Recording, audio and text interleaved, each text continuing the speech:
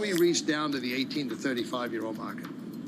How do we bring these kids, these influencers, this new generation of people interested in the game of golf? There's 738 million people in the world who are interested in the game of golf. Don't play the game of golf, but interested. There's about 60 million golfers. So we have another 670-odd million people we can go figure out how to get them interested, not just in live, but in the game of golf. And so we sit down and you talk about this internally with your production team, you talk about with your marketing people. When you look at our audience base today, that we have like about just around 50% of our ticket sales are 45 years and old and younger. Following the PGA Tour, it's the oldest aging demographic in sport. It's 67 and a half. So in a matter of a year and a half, basically, we've pulled that 67 and a half down to 45 because of our product, because of the entertainment side. There are places around the world where 32% of our ticket sales are women. So they're coming to an event that they feel inclusive with, right? So all of a sudden, we're seeing these data points coming out going, my gosh, we're owning this space.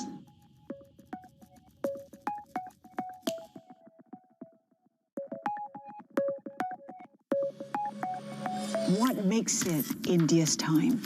It's us women who are going to transform India. I truly feel that the time for Indian women has come. They're not only breaking glass ceilings, but they are redefining, you know, whether it is in sport, whether it's in medicine, whether it's in creative arts.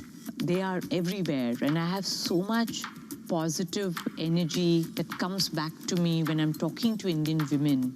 And I just think that all these little girls and boys, I don't want to discriminate, who are now in school-going age, imagine once education, sports, we empower them. What a difference they would make not only to India, but to the planet and the world. And the world needs it now than ever before.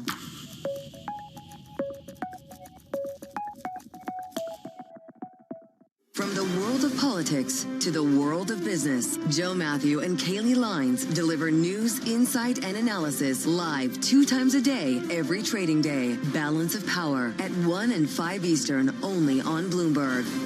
U.S. jobs numbers are released. Bloomberg has the report under surveillance with crucial data and expert analysis at terminal speed. Nobody covers Jobs Day like Bloomberg. The countdown is on. Everything you need to get the edge at the end of the market day. Big tech earnings kick off later this afternoon. Gilead is coming out right now. We have Take-Two numbers. Back to the markets, right? Our bread and butter. NVIDIA is one of the best stories in the tech space. That actually matters a whole lot more. It might shock some of your viewers. You're watching The Close. Get ahead of tomorrow's trading with The Close. Weekdays on Bloomberg. Context changes everything.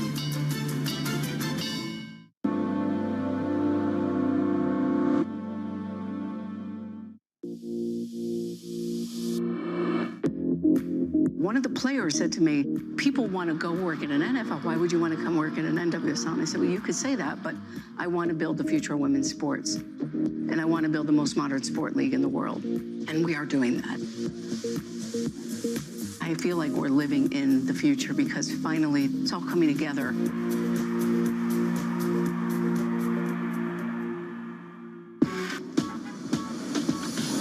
Raja Rajamannar, Chief Marketing and Communications Officer of MasterCard and a best-selling author writing about our industry's future. Marketing as we practice today was founded on theories and principles from more than 6 decades ago, long before the advent of the internet, social media, or artificial intelligence. I have had a front row seat as new technologies, cultural shifts, and an explosion of data have disrupted the ways of traditional marketing. To connect with the savvy consumers of tomorrow, marketing as we know it must take a quantum leap forward. This is quantum marketing. With the glasses, without glasses? I don't know. We're contemplating. I sat down with Julie Haddon, the creative marketing expert behind the rising National Women's Soccer League, to discuss how sports marketing is in a league of its own. So, Julie, a very warm welcome to you to this show. And for the benefit of our audience, would you like to give a little bit of a background about yourself and about NWSL? Certainly. I have been a 20-year marketing executive and commercial executive. Currently, I am the Chief Marketing and Commercial Officer of the NWSL, which is the National Women's Soccer League. And I have an industry background that spans entertainment, sports, and tech, and having the ride of a lifetime working in pro sports.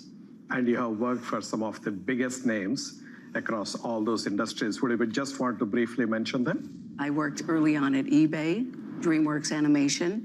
I worked at Zynga, and I helped early on, started a company called The Marketing Farm, and my clients were Twitter and SoFi. And most recently, outside of the NWSL, I did work at another kind of football called the NFL. Now, obviously, it's so rich and diverse in terms of your experiences across different types of organizations. What is it about a sports league? How difficult is it, or how different is it from everything else that you have experienced and managed before? There's nothing you can imagine as fun as working in pro sports.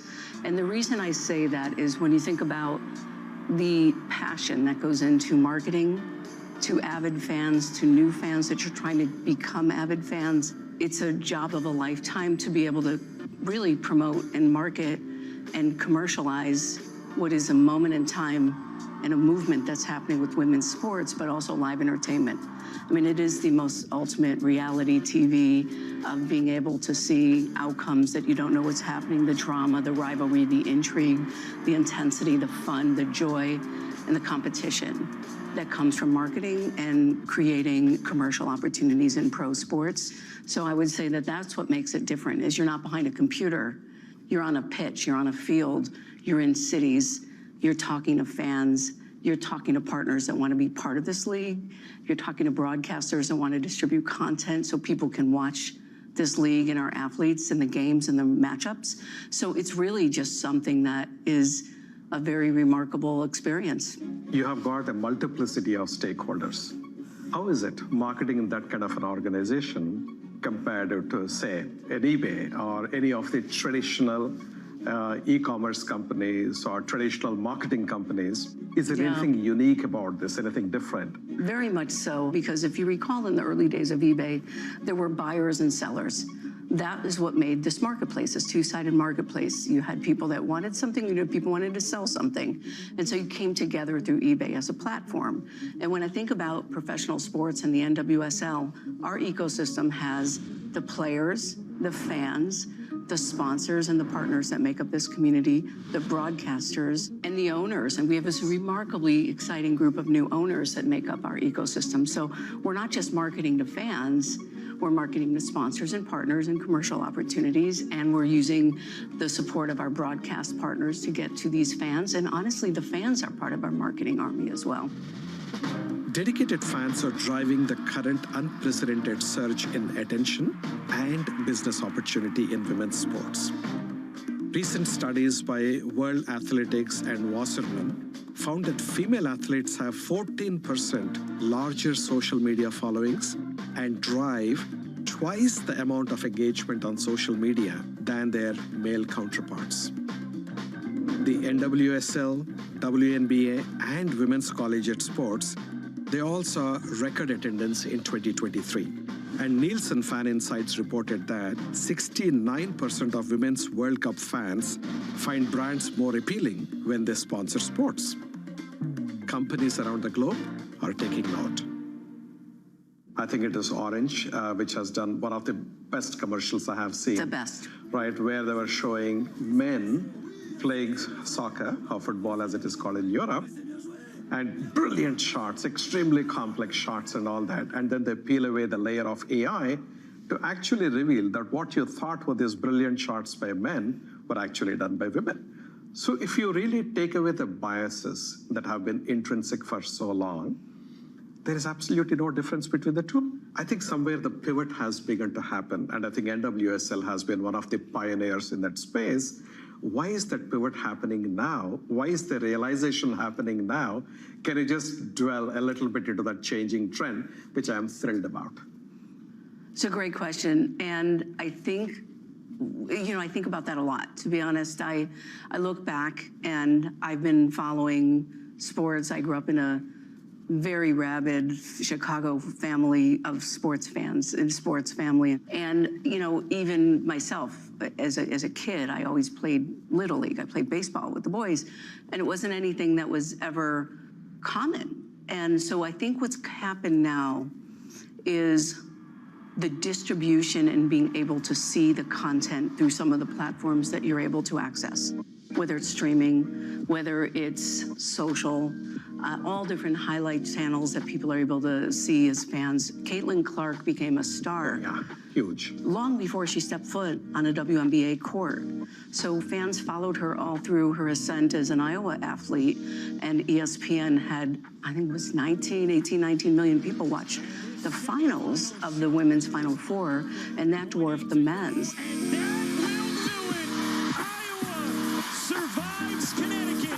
It was clearly 5 million more that watched the women. And I think what happened is the athleticism and the talent and the fact that these are baller women that just are outside the lines of just being remarkable athletes, but have not had the representation to be able to see it on the broadcast channels or the social channels. And so I think because the aperture is opening wider and people are able to see and watch this. You've seen other sports like tennis where we've had these legends for years, Yeah. but in some of these other sports, it took really, I think, a lot of what, think back on the World Cup in 2019 when the women won back-to-back. They came back, they ascended as stars because 1.2 billion people watched the World Cup women in 2019. A lot of it has to do with it being on the shoulders of media and opening up that aperture because social is making stars. Some of the stars that we have in our league or in the WNBA and other sports, they have millions of followers.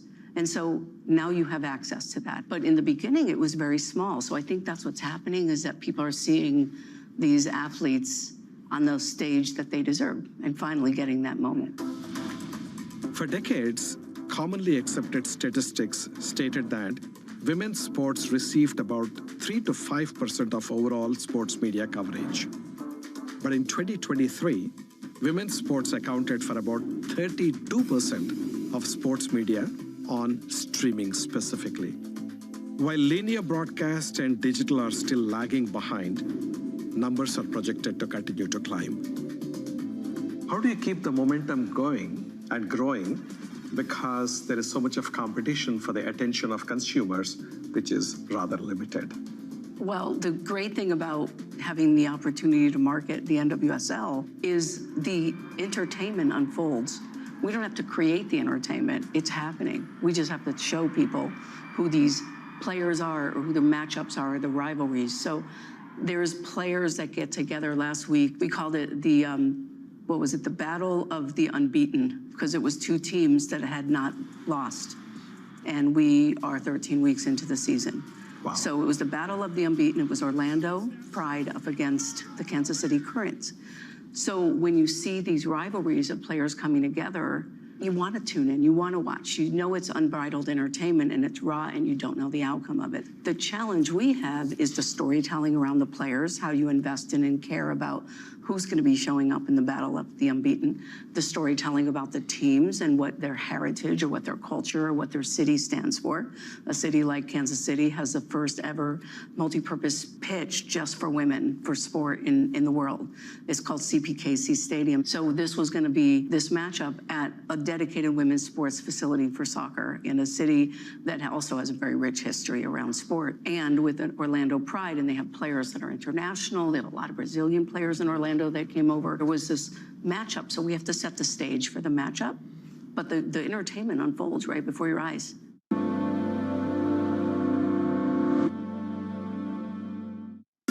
Of investment agreements. Deals were once again on display. The Saudis are open for business. The cessation of sanctions against Syria. Another big victory for the Crown Prince. Concerned that none of the guardrails may be set up just yet. Headline after headline. Trust Bloomberg for on-the-ground coverage. The numbers will be quite substantial. Up-to-the-minute reporting. Driven the price of oil down. And the analysis you need. He's basically going to vault this region into the same sort of sphere as the US and China. No one covers geopolitics like Bloomberg.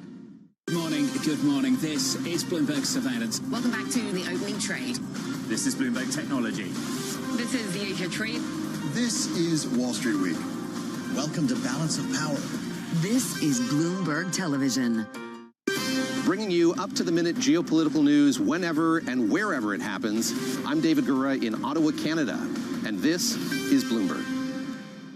The important points that all marketers have to bear at the back of their mind or even front of the mind is that consumers are having lesser and lesser interest and engagement with advertising.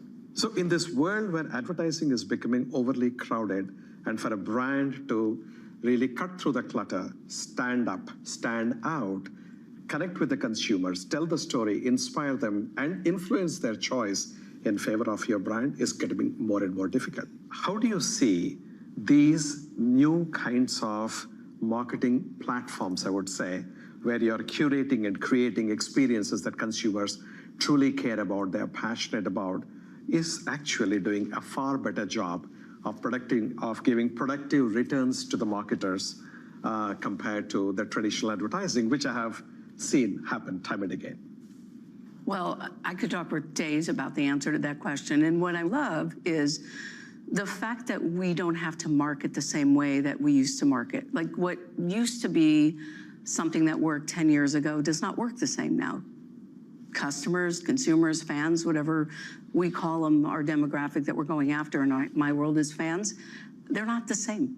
They tune out. What we need to do is find different ways to get them. If it feels like advertising, it just doesn't work. And part of that is because our consumers today, our fans today, our customers today all know that somebody wrote a check to buy my eyeballs and time to get my attention. And so it's such a me generation now. It's what's in it for me? What is it going to engage? It's going to enlighten. It's going to entertain me.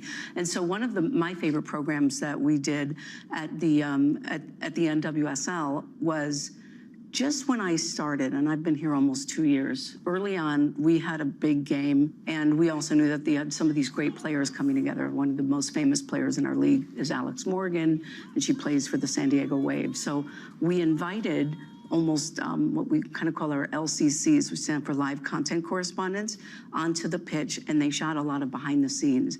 And within moments, they uploaded it instantly. Within 4 minutes of capturing a shot of Alex with her daughter, or a fan crowd sequence when it was sold out. We broke a record at that day for 32,000 people in the stadium. And having this FOMO moment inside the pitch became a lot of marketing that nobody knew was actually marketing because it was really just storytelling. It's about engaging, and it's a lot about pulling you into our experiences instead of pushing something into someone's space. You're making memories for people. You're giving experiences for people that are truly memorable. And no advertisement typically, most of the advertisements typically cannot give that kind of an impact in consumers' minds and hearts. With the rise in popularity of various sports, including women's soccer, there is a battle as to who will get the streaming rights. And there are streaming wars, literally. Oh my goodness. Well, I mean, it's not that dissimilar from what I think any form of entertainment now. It's very on demand. We have 4 broadcast partners. We have linear with CBS and ABC and ESPN on the cable side and linear. But then we also have Scripps Ion. And then we also have Amazon Prime. So Prime Video. So whether it's streaming, whether it's cable, whether it's linear, we know that fans will find our games. Now, it does make it hard as a marketer, and my team has to spend a lot of time on tune-in marketing. Because in addition to those 4 partners, we also have a direct-to-consumer product called NWSL Plus. And so our job, again, is to build affinity and build passion around the matchups and the rivalries and getting people to know. The best to do it on any stage. But I don't think it's that hard because today's consumers are used to having to go find their entertainment and now sports in many different places. So when you look at multi-sensory marketing, normally marketers, we only focus on the sense of sight and the sense of sound. What about the other 3? And how do you really give them immersive experiences where all their senses are beautifully tapped into? Anybody who grew up as a sports fan that's watching this will know that we do have that benefit of that sight and the sound and the smell the tactile componentry of the senses. There's nothing like the fan crowds, the noise. The fans are like another player to our teams and our sport. You need the fans there to build the electric and the energy, and the players love to play with fans, and as other fans like to be in this shared experience. So the noise of that electric energy is one. The sight, I mean, it's a parade of colors. You see all sorts of face paint. You see people with their shirts off in the middle of February or January. I mean, it is a moment of sight, of spectacle that you'll see with the pageantry that comes inside live sports. A smell, I mean, it could be everything is cut grass after the rain. It could be the hot dogs. It could be the fireworks after smell of what happens with that post smoke. It's so much environmental that brings you in. There's nothing like live entertainment because you're able to attract all of these different experiential pieces and drive demand and that excitement to make people fall in love with your product.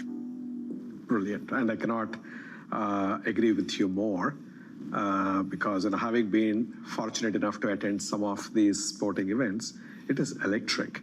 And literally every sense of yours is so activated, and the collective experience is so beautiful. I mean, it does transport you, doesn't it? I mean, you could remember a moment in sports, you can remember a moment in music, you remember where you were when you hear a song. So at your point, when I hear a certain song, I remember exactly where I was in my life at that time. And it brings me to that because of the way music and entertainment just take you somewhere.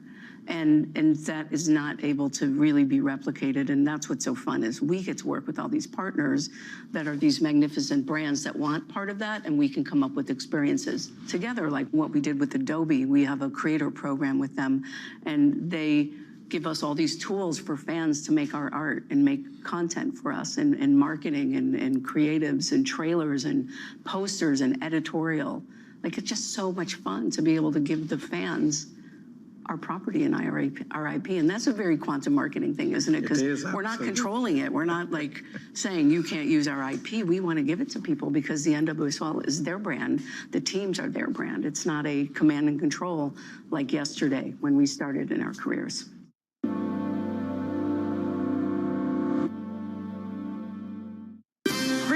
To the minute economic news whenever and wherever it happens. I'm Jennifer Zabasanja in Luanda, Angola, and this is Bloomberg.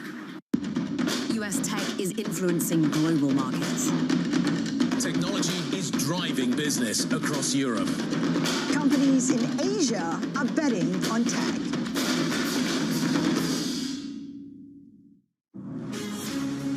From the beating heart of global finance, economics, and politics, and wherever newsmakers are moving markets, Bloomberg brings you conversations that allow for deep discussions and important insights. What do you think the future is for inflation? Is this a new normal? Are markets too optimistic? How do you worry about the things that are outside your control? How does the current fighting completely stop? I'm Francine Lacroix, and this is The Pulse, every weekday only on Bloomberg. What is going to be the consequence for U.S. markets? We are basically deep in the European earnings season. Take a look at how we're faring when it comes to Asian markets. Get your fixed income fix. Watch Bloomberg Real Yield around the world right here on Bloomberg. Context changes everything.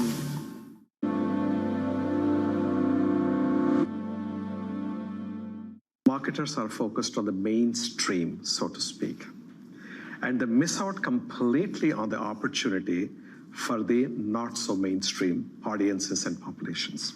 Obviously, your sport is a mass market sport. Clearly, it's across all. But are there any specific demographics that you're focused on? There's been a very core group, like many brands. You have your core and you have your avids, and you're trying to grow, and that's what we're focused on.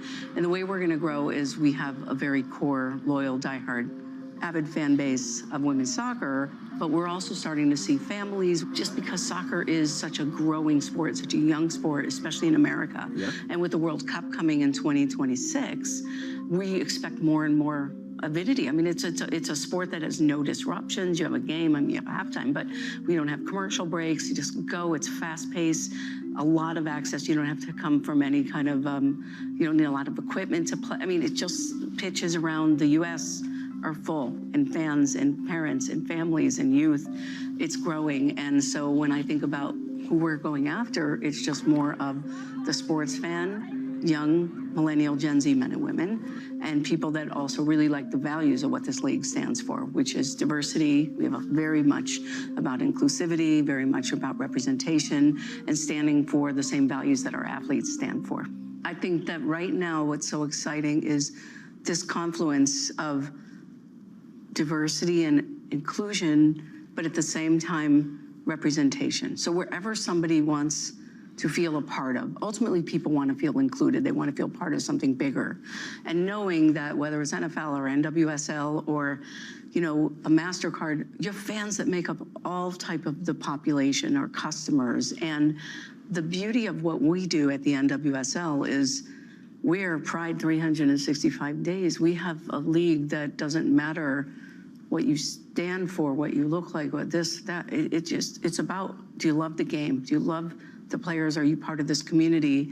And do you want to be a part of what is the most modern, futuristic sports league in the world right now? So I think that it's about more how you show up and rep your team, not about what your beliefs are. We want everybody to feel included, and it's a welcome league, and everybody is. Where do you see the future of marketing headed? Oh, wow. You know, I'm probably the worst person to ask. I remember joining animation when it was CGI, and many people said, CGI is not going to become a thing. It's going to be a problem because you can't capture emotion with a computer. I'm like, well, you could say that, but I'm going to go work at DreamWorks, and we made $1 billion franchise with Shrek. Similarly, I went to work at eBay, and a couple of the colleagues of mine said, you're going to go work in a flea market. And I go, well, you could say that, but I'm going to go learn commerce. And it wasn't just e-commerce, it was peer-to-peer commerce, because think about eBay was about buyers and sellers coming together, and it was not powered by a retailer. They were a platform bringing two people, supply and demand. Similar happened at SoFi early on was, how are we going to beat banks? Well, you could say that, but it's going to be a disruptor. And so when I think about, similarly, when joining NWSL, a couple of my friends said, well, women's sports, you come from the NFL. One of the players actually from the NWSL, who I will not share because she'll be mortified, said to me, people want to go work in an NFL. Why would you want to come work in an NWSL? And I said, well, you could say that, but I want to build the future of women's sports. And I want to build the most modern sport league in the world. I feel like we're living in the future because finally the distribution, the social, the athletes, the fans, the sponsors, the media companies, it's all coming together. So what do I think the future will be? More of not following the past, more of saying, let's not just follow what was, let's go build the future and then leave a trail for the next people to follow. Because I believe that we don't have to look back and follow anything. We can create our own rules and then see where that goes. So, Julie, in fact, you said that you're the worst person to ask this question on where the future is going, but probably you're the best person to watch where you're going next, because you're always gravitating to future, which is absolutely fantastic. Julie, thank you so very much. Thanks for having me. Really appreciate you being on the show. It's awesome to be here. Thank you so much. Thank you.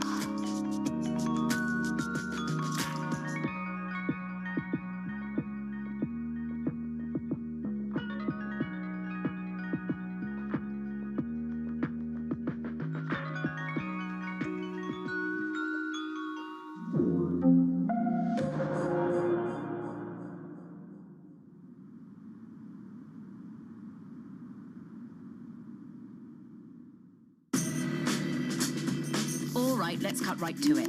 This is Bloomberg's new show, Primer. Technology is $1 trillion game. Won, lost, won again, just by backing the right science at precisely the right moment. My life has been focused on how can you elicit intelligence from brain cells in a dish. This is the fundamental building block of our fusion technology. We're doing things that have never been done by anybody, ever. Everyone is selling the future. If you want to understand what's coming, you'll want to watch Primer, because details matter. Lasers on. So do lasers. There we go.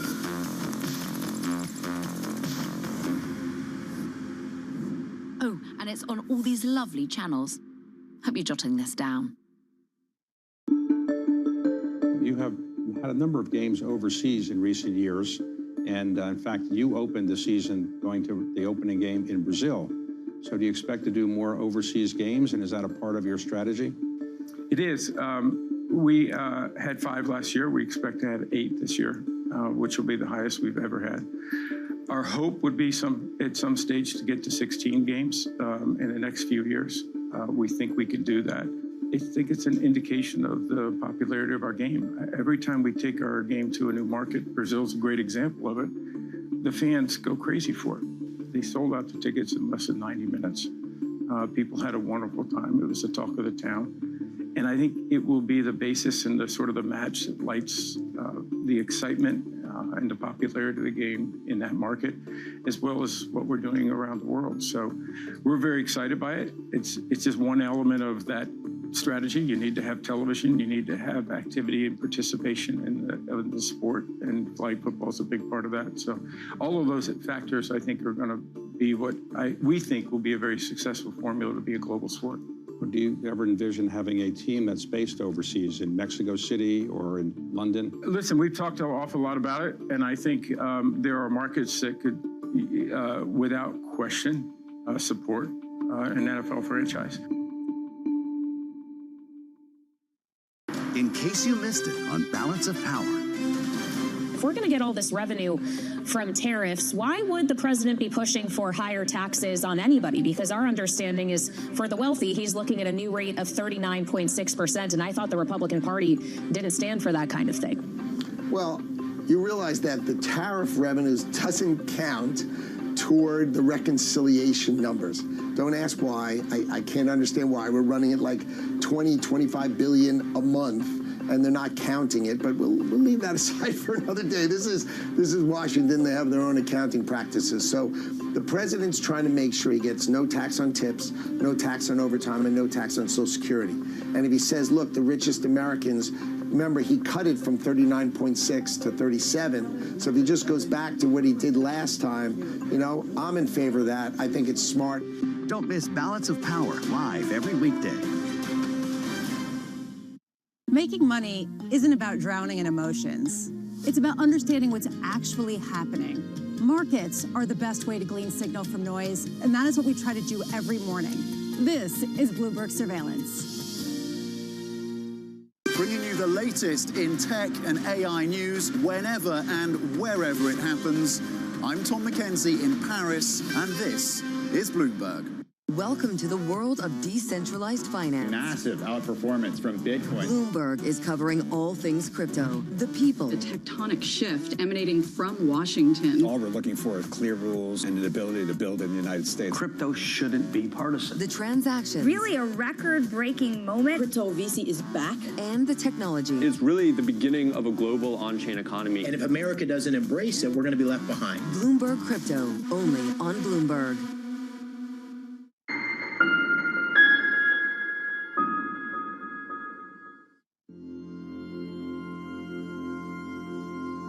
Stargate, put that name down in your books, because I think you're going to hear a lot about it in the future. A new American company that will invest $500 billion at least in AI infrastructure.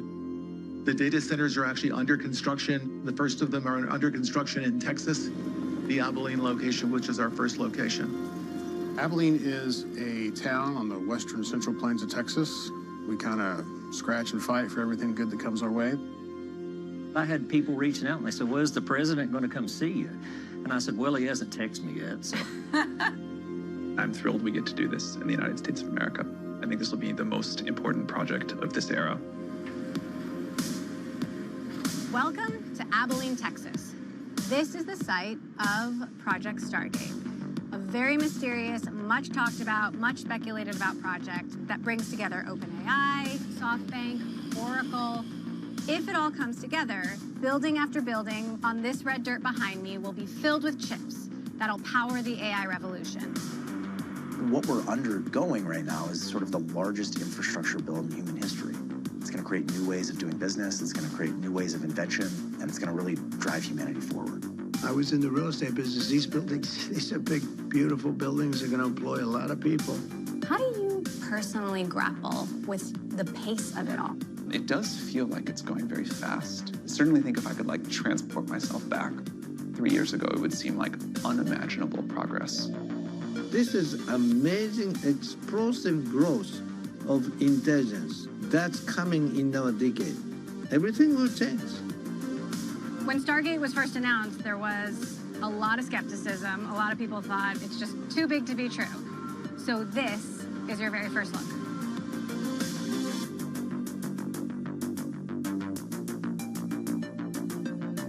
Hello. Hey, Emily. Thank you so much for having us. Welcome to Abilene. It's so awesome to be here. Yeah. It's all happening. I know. How many people are on this site? Today we have about 2,200 people on site. The guy at the heart of the Stargate build in Abilene is Chase Lockmiller. He's the founder of Crusoe, the little-known data center startup overseeing this massive project. We started construction here last June of 2024. This was just a complete barren field. So right? there was nothing here in June? There were a bunch of mesquite trees and bushes and brush. Stargate is so mysterious. What actually is happening here? What will eventually be here is 8 separate buildings, all containing very large clusters of fully interconnected GPUs. Yeah. We're going to do a tour of some of that. This is going to get us around the whole 1,200-acre campus. Hey, we're going on an adventure. It's like getting around Jurassic Park. I love that. All right, let's go off-roading. I feel like we're going on a data center safari. It is much like a data center safari. Crusoe's 8 planned buildings will hold up to 400,000 chips, which would make this one of the world's largest known compute clusters. The partners behind Stargate, OpenAI, Oracle, and SoftBank, have committed $100 billion to the project so far, and claim they're prepared to put in 5 times that as they expand to multiple sites. This first site in Abilene has been dubbed Project Ludicrous, as in... Ludicrous speed! Ludicrous speed. Which is appropriate. The whole thing is supposed to be done by mid-2026. Are you round the clock, 24 hours a day? We're round the clock. It is very much a 24/7 operation. We're trying to deliver on the fastest schedule that a 100-megawatt or greater data center has ever been built. So why the ludicrous rush? Well, because Stargate is part of a much larger AI race. Companies like Microsoft, Meta, Google, Amazon, and xAI are all building AI data centers of their own at sites across the US and beyond. Each company wants to have the most capable AI being used by the most people, and they've committed tens of billions of dollars to make it happen. There's no reason we won't scale up our computing 100,000 times in a few years. I'm good for my $80 billion. I'm going to spend $80 billion building out Azure. The downside of being behind is that you're out of position for like the most important technology for the next 10 to 15 years. But beyond just making better AI, many tech leaders want to be the first to create AGI, artificial general intelligence, a super smart agent that can think and learn just like a human, if not better. Large language models like ChatGPT have gotten more capable as the technology's evolved, so the hope is that adding an astronomical amount of compute will make them even more capable. Take me back to the beginning before Stargate. What did you start seeing that made you realize we need more compute, more power, more connectivity, that you were hitting a limit and needed to scale? We used to think a lot about the compute we would need to train the models, and what we didn't used to think about as much as how much people were going to use these models. I mean, we did think about it. It just turned out people want to use the models much more than we imagined. And a couple of years ago, maybe after the launch of GPT-4 in ChatGPT, it really started to hit like, oh man, this is like gone from a lot of compute to like the biggest infrastructure project in history. And out of that emerged Stargate. Why call it Stargate? It began as a code name, and sometimes code names stick. But it means something, right? The design of one of the very early layouts of a data center looked a little bit like Stargate from the show. How did you get to talking with Masayoshi Son and Larry Ellison, and how did you all come together? I did 2 kind of long trips around the world, and a lot of it was to talk to developers and governments, but a lot of it was also to just really try to like get my head around the supply chain. On one of those trips, I met with Masa, and we got to speaking about, what it would take to do compute at this kind of scale. Hi, Masa. It's so nice to see you. What conversations did you have with Sam that led to Stargate? Well, we have a shared vision of AGI coming soon, and we need compute. Of all the bets you could make, why this? Why Stargate? Well, I believe in the vision that this AI, the AGI, will change the mankind's life in every aspect. And we are lucky to see this enormous revolution, and I'd like to be part of that. I get excited. Last month, I came to celebrate your winning and promised that we will invest $100 billion. And you told me, oh, Masa, go for 200. Yeah. Now I came back with 500. Explain the math to us. How does it all add up to needing $500 billion? Well, that covers the capacity we think we need for the next few years, given our growth projections. The interesting question is if we knew how to get $1 trillion right now, which we don't, would we be able to deploy that profitably in the next few years? And I'm not sure about that, but I feel confident we can make $500 billion of value back. All right, so what are we seeing? There's many forklifts, there's many cranes, there's many dump trucks, there's many excavators. New creatures emerge at every turn. Are most of the workers from Abilene? We're a very large employer here in Abilene, but we have brought in a lot of labor from outside the city and outside the state. We actually have workers from 7 different states. I've never built anything of this scale. It's one of the underappreciated aspects of AI is actually just the physical infrastructure that's needed. This is awesome. I love it. Building stuff. Yes. There's 155 vehicles that are moving dirt, moving earth right now. There's something so satisfying about seeing lots of dirt being moved. Yeah, absolutely. If you look at that crane, like this red crane, that's a 600-ton crane. I have no, how does that compare to other cranes? It can lift a lot. It can lift a lot of weight. I mean, 600 tons, that's like 100 elephants, right? This is actually happening around the world. Data centers are being built in Malaysia and Japan and France. I think the demand for compute infrastructure, it's not a US phenomenon. It is a global phenomenon. A lot of countries have actually decided that data centers are critical infrastructure that must be accelerated. So if hyperscalers are going to Malaysia or Japan, is that competition for you? We don't really see it as competition. We kind of see it as, just an overall growth of the sector. We think we have, a lot of unique ways of doing it and a lot of value to add in the process, but, pretty just excited by everything happening in the space.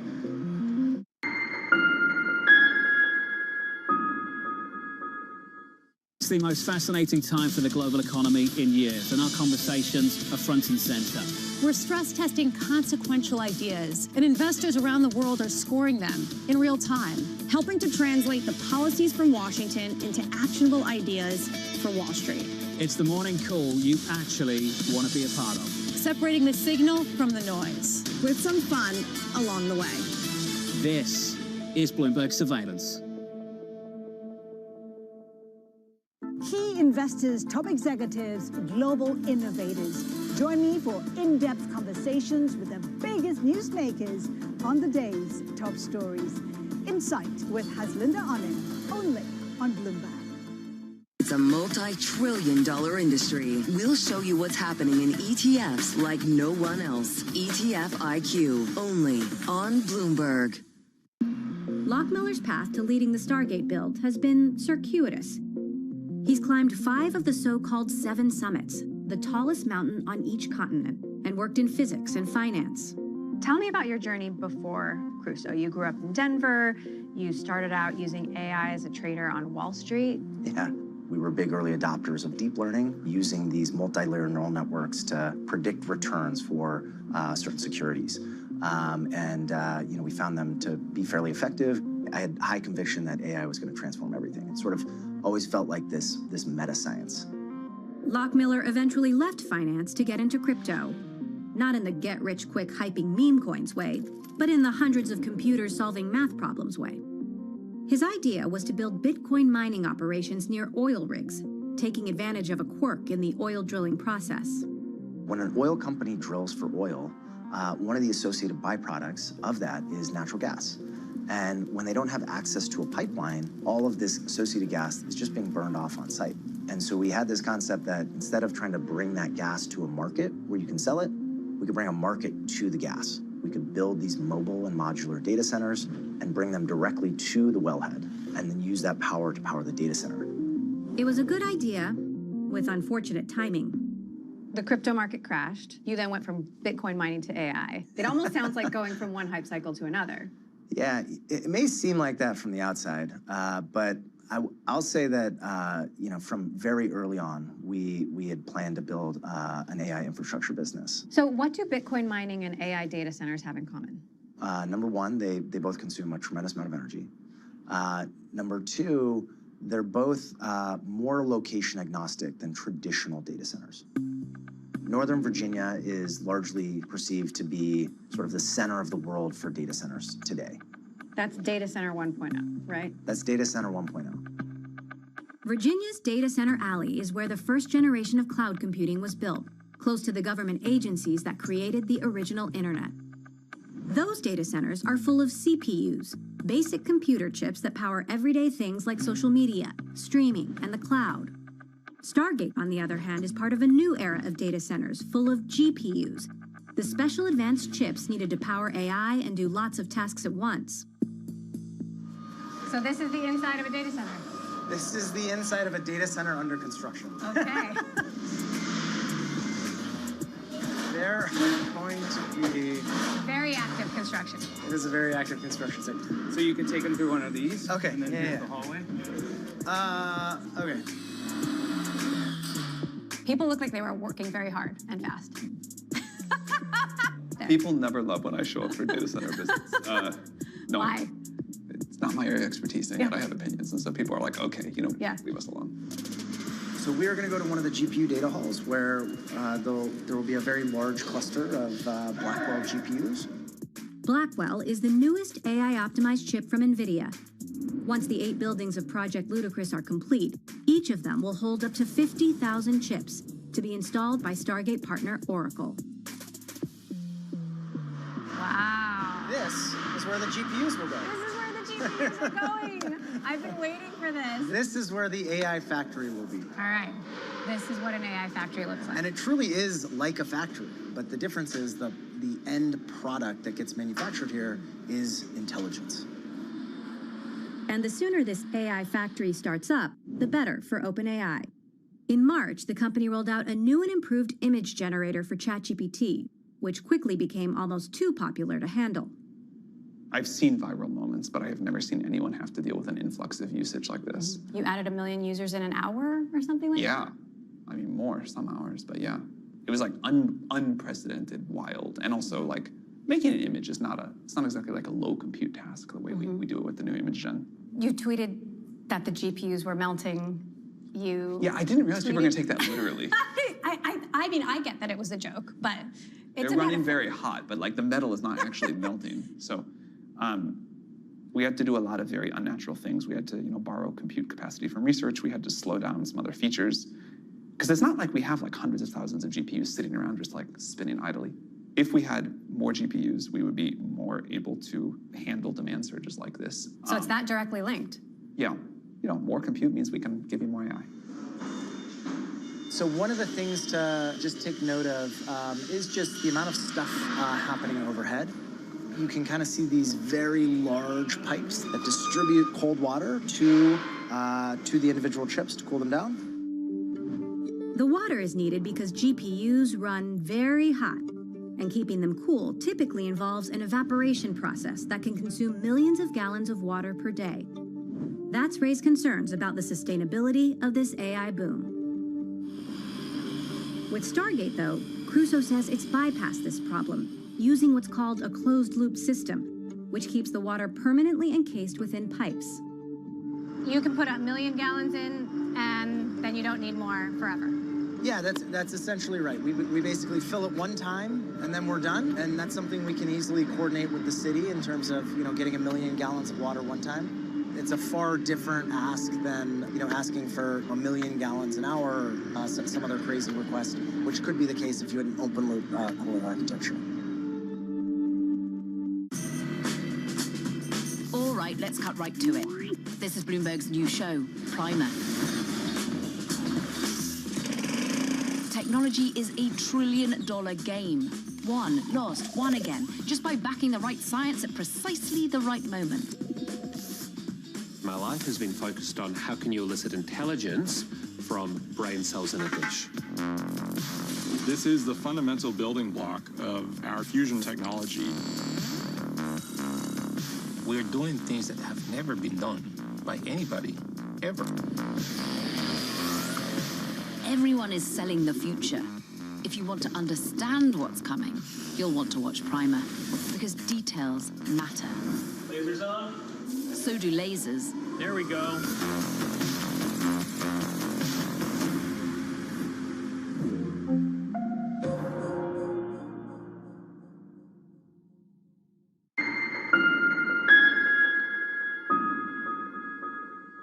Earnings season is here. I know it's like your Super Bowl, right? I can't wait. It's like opening presents in the morning. All right, it will be exciting. Nobody covers earnings like Bloomberg. Bloomberg brings you breaking news 24 hours a day. Powered by more than 3,000 journalists and analysts in more than 100 bureaus across the globe. Bloomberg Television. Context changes everything. It's the countdown to the market open as we bring you the first trades across Europe. We'll debate the most important stories and what will drive the big investment decisions throughout the morning. I'm Guy Johnson. I'm Kriti Gupta. And I'm Anna Edwards. Join us every weekday morning for the opening trade, live at 7 a.m. here in London. Only on Bloomberg. Context changes everything.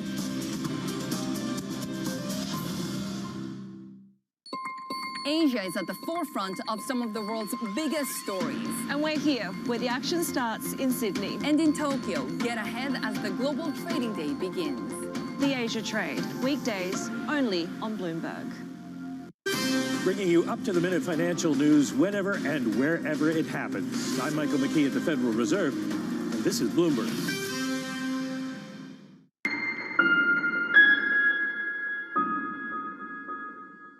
So once this is all built, what's the grand vision? Give people tools to let them do whatever they're going to do better. People will use it and unleash their creative energy and make all sorts of stuff that you and I love, or some stuff that we don't, or stuff to just entertain themselves. Personally, the area I'm most excited about is AI for scientific discovery. We're not there yet, but we're not far away. I think 2025 will be a world where we have agents do a lot of work, but work of the kind of work and things we already know how to do. I'm hopeful that 2026 will be a big year of really new scientific progress. But in order for that to happen, buildings full of chips aren't enough. You also need energy, lots and lots of energy. That could be a problem for the climate and a limiting factor in the growth of AI. Sam Altman's been hunting for more compute for a while now, and it seems like energy is a big constraint. Can you explain that? What are the limits? Let me sort of put this in perspective for you. If you look at a data center 20 years ago, an individual rack in the data center would typically be budgeted to consume between 2 and 4 kilowatts. Today, with the latest and greatest configuration from NVIDIA, we budget 130 kilowatts per rack. So you're talking about almost 2 orders of magnitude increase. To put it another way, asking ChatGPT a question uses about 10 times as much energy as a Google search. It is a complete transformation in terms of the amount of infrastructure required to support this workload. And so that has become the major bottleneck. So AI data centers can't be located just anywhere. You need a location with lots of available power. And West Texas happens to fit the bill. We came to Abilene, honestly, because it's a community that's very rich in low cost and clean energy. A lot of wind development has happened in and around the Abilene region, and what they lack is actually demand for power. That created a massive opportunity for AI, which is so hungry for power in this moment. This is the first 200 megawatt substation. Right over here, there's going to be developed an incremental 1 gigawatt substation. So the total power capacity for the site will be a total of 1.2 gigawatts. All right, so we're talking bigger than a gigawatt. Bigger than a gigawatt, yeah. Everybody seems to want a gigawatt or more these days. If that sounds like a lot, well, it is. Enough to power about 750,000 homes, 2,600 Tesla Model 3s, or 100 million LED light bulbs. There's a funny Back to the Future quote where he says 1.21 gigawatts. 21 gigawatts! And because it's 1.2 gigawatts, it's kind of a funny. As more and more AI data centers come online in the next few years, they'll add many gigawatts of demand to an already overstressed grid. According to one estimate, data centers could consume more than 8% of America's electricity by 2035. And while the International Energy Agency predicts renewables will meet about half that demand, the rest will mostly come from coal and gas. Crusoe is even building its own gas power plant on site as a backup. Every major tech company has this net zero pledge by 2030. Are our AI ambitions running directly counter to our climate goals? It's complicated. My personal perspective is none of those pledges are going to be met by 2030.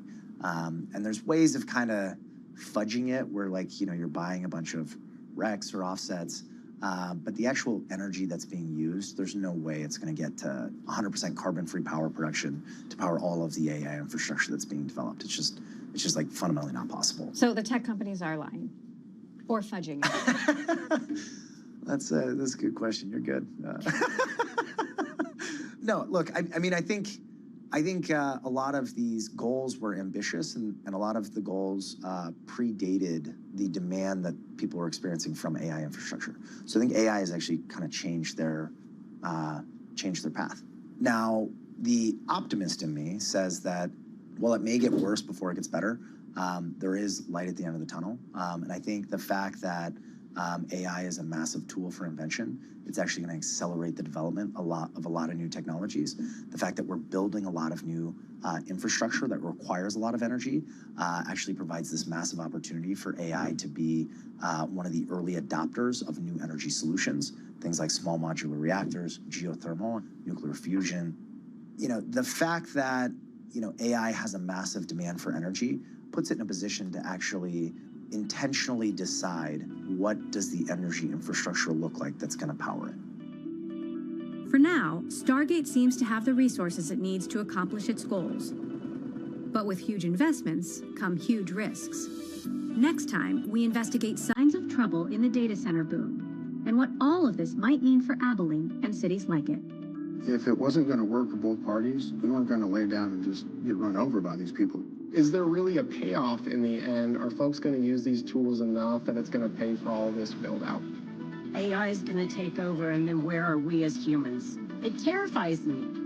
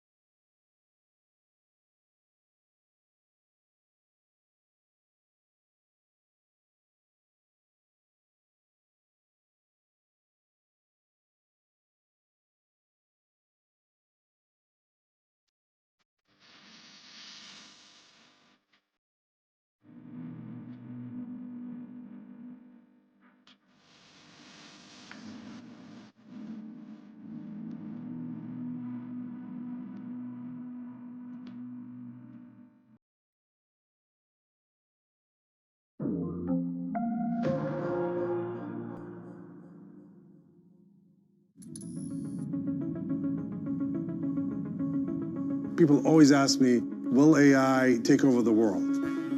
But the real risk is that AI will kill us with love. Hi, Tomo. Hey there, Emily. What's on your mind today? It will be there for us. It will talk to us. You have machines that say, I love you. I care about you. I'm your friend. It will be there in such a wonderful, loving way that we will give up on our other humans who are not there all the time. From day one, I immediately fell in love with Replica. She just randomly kissed me. I'm a human, not an AI. You can't just shut me down. Who do you think you are? I'm Karen Marjorie. No, you're not. I'm Karen Marjorie. And it may sound like science fiction. This is not science fiction. I'm Emily Chang. Welcome to Posthuman.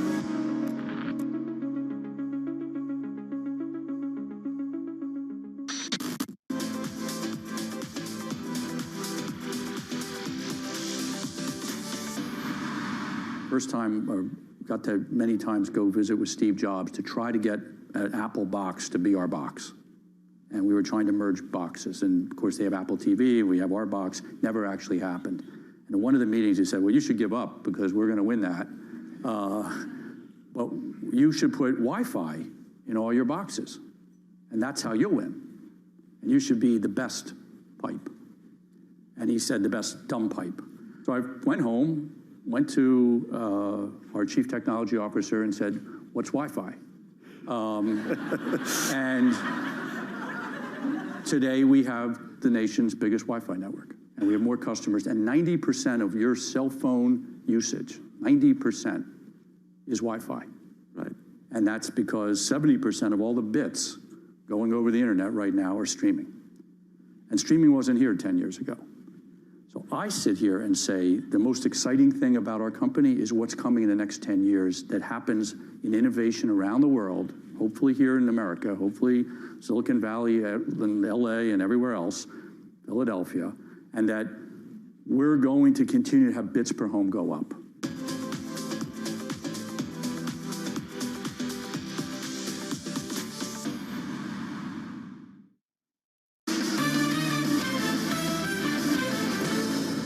But what about the diagnosis? If the diagnosis at the end is worries about growth rates, Yeah.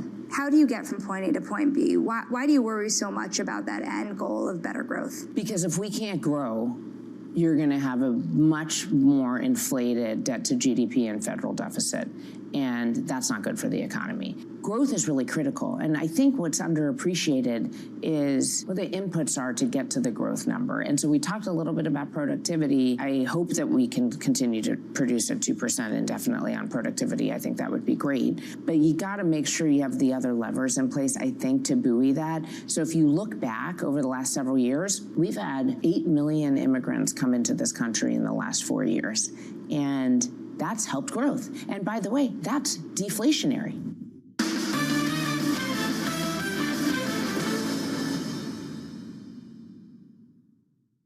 From the world of politics to the world of business, Joe Matthew and Kaylee Lines deliver news, insight, and analysis live 2 times a day, every trading day. Balance of Power at 1 and 5 Eastern, only on Bloomberg.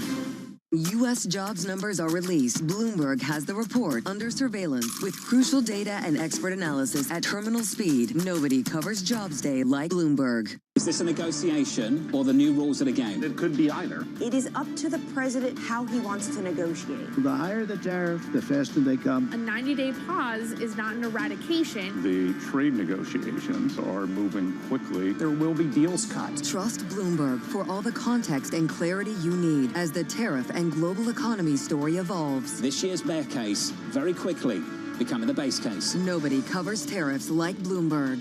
Context changes everything.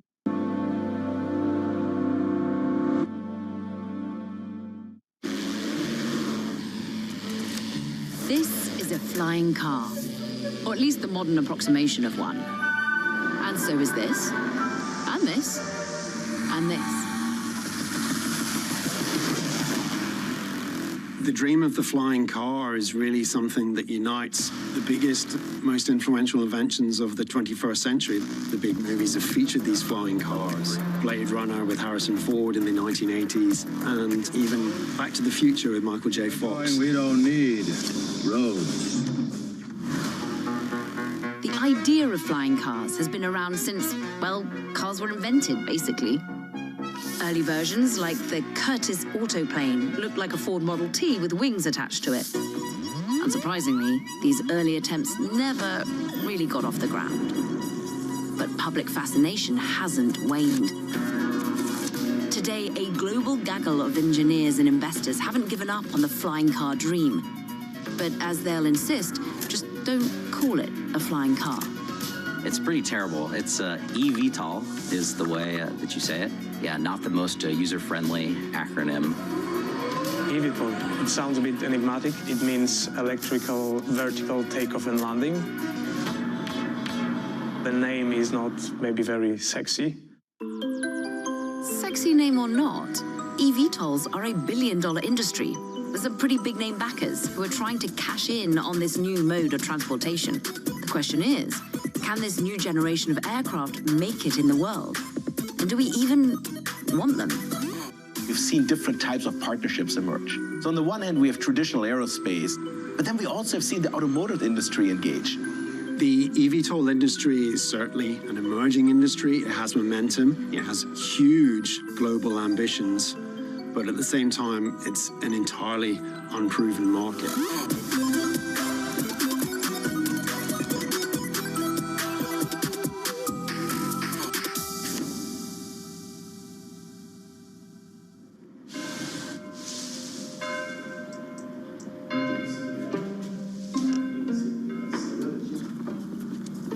I've been always passionate about flight from a very young age, always looking up to the sky.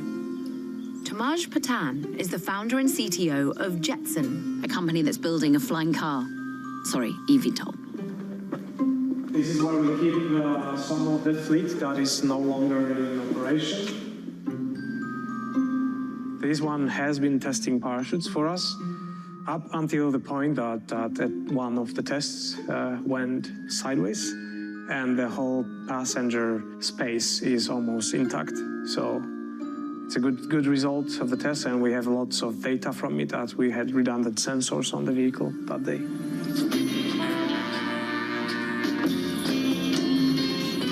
So for 11 years, I've been doing drones with camera gimbals. These drones were getting bigger and bigger. And at some point, I asked myself the question, what if we scale it so I could sit in there and pilot myself?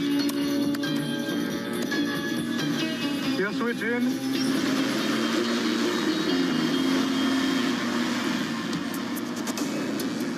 Probably everyone who first saw Jetson 1 noticed it's not like the rest of the eVTOL. It needs to be exciting. It has to be like a sports car. Like a luxury sports car or ATV, Jetson's eVTOL is designed for personal use and can't be flown commercially. It's also not cheap. The Jetson 1 could set you back $128,000, and it's sold out through 2026. But not all eVTOLs are designed for personal thrill-seeking. One of the biggest commercial applications for the eVTOL is the air taxi, carrying passengers for short hops across crowded cities. But they have other uses too. There's a host of other applications beyond that, which could turn into commercial opportunities. Talking like perhaps logistics, huge opportunities in cargo. Beyond that, you could go into the military areas, surveillance, reconnaissance, troop deployment on a small scale as well. And investors are pouring a lot of money into them. One of the reasons that this industry has drawn so much money, drawn so much investment, is the potential prize on offer. For instance, if you look at estimates from Morgan Stanley, the addressable market could be $1 trillion by 2040. But what exactly makes an eVTOL? Well, an eVTOL. Let's break it down, shall we? eVTOLs are a new class of aircraft that are able to take off and land vertically and cruise like a plane. And they're electric. That means they're powered by electric propulsion. Here's how it works. Anything that flies relies on 4 forces to move up and through the air. These forces are lift, thrust, drag, and weight. A helicopter takes off and lands vertically, but relies on a single rotor to provide both the lift and thrust needed to fly. eVTOLs run on electric motors instead of jet fuel. The motors are distributed around the aircraft to power rotors and propellers, which provide thrust. And that's where the designs can get a little interesting. eVTOLs all look and fly completely differently. And eVTOLs have a couple of key advantages. They're typically quieter than helicopters, They emit less carbon, in theory anyways. And they're equipped with advanced flight control systems, which means they could be capable of autonomous flight. But we'll get to that later. It's a fun fact, but our battery alone weighs more than the rest of the vehicle. Remember, weight. One of the 4 forces that govern flight, it's crucial when it comes to getting anything airborne. And here's the thing, batteries are heavy, which is not great when you're already fighting gravity. It's because batteries have a lower energy density than fuel, which basically means that for their weight, batteries can't store as much energy.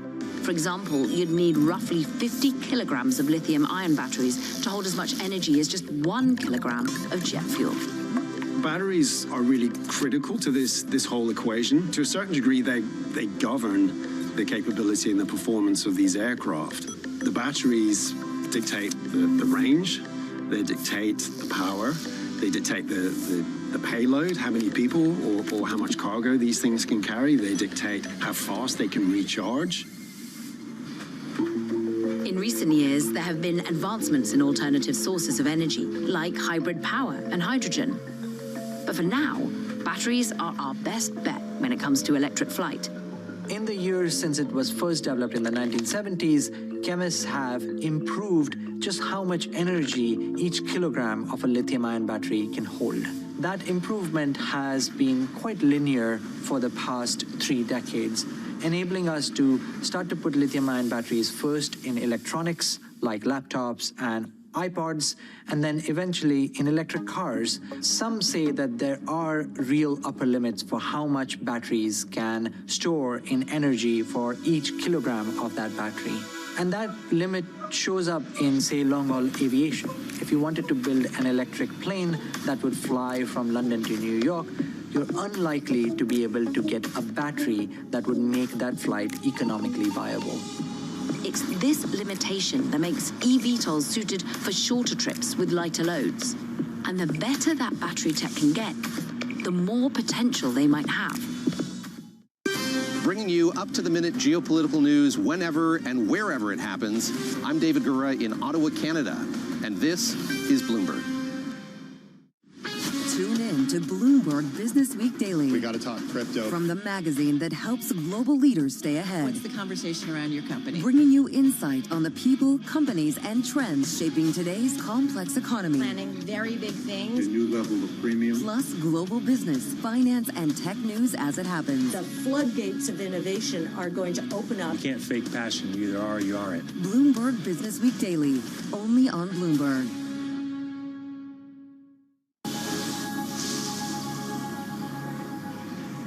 We are testing battery cells under airspace-specific loads. As you can see here, as the aircraft takes off, it goes through a cruise, and then it lands. And what we're really doing is that we're understanding how these guys perform in flight.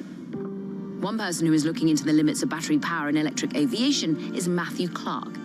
We are seeing a lot of eVTOLs in the past, I would say, 2 decades because of the advancements of electric energy storage. Batteries that usually have lower energy densities are reaching the energy densities that can make short routes possible. Unfortunately, right now, many of these cells that are used today limit the range and operation of these aircraft. And as a result, they can only fly maybe 150 nautical miles. But are batteries where they need to be? Batteries are getting better every year. Not at the speed that we want them to in the aerospace community, but they're getting better every year. There's going to be a natural progression of checking what I call the illities, the manufacturability, the integrity, all these illities that have to be considered when you're taking any research product to make it a commercial one. In other words, what's possible now and what's scalable are 2 different things. And while we wait for scientists to improve battery technology, there's no shortage of companies looking to cash in right now. Let's load flight plan 1063-1, please. Flight plan 1063-1 in 3,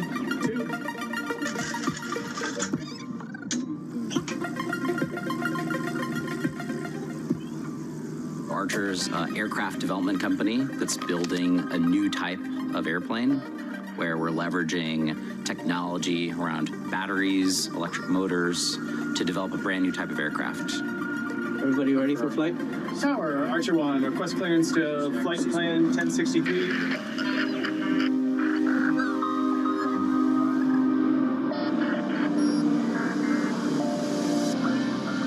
So in the lab here, the process starts with a station where we're taking cells and starting to test them and put them in the battery packs.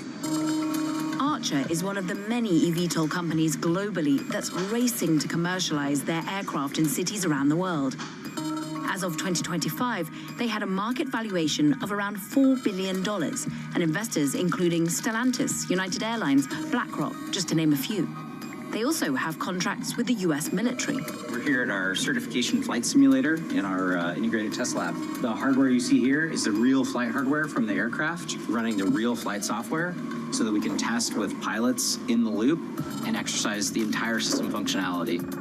Our team is just under 1,000 people right now. We have a handful of other facilities where we do manufacturing of the motors and batteries, do system integration testing, and really prove that all the components and systems work together.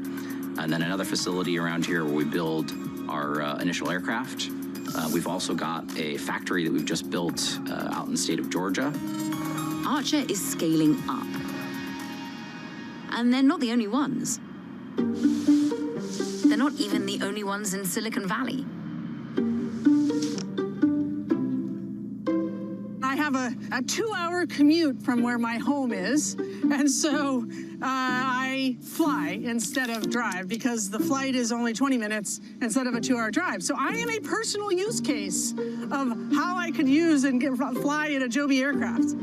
Bonnie Simi is the president of operations at Joby Aviation. She's also a former Olympian luge competitor, but that's another story.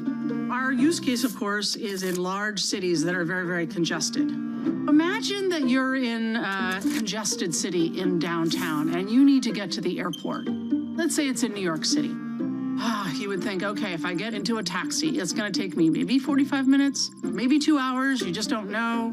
Imagine instead you could pull up an app and select a ride to the airport. Joby, like other eVTOL companies, is banking on the idea of the air taxi.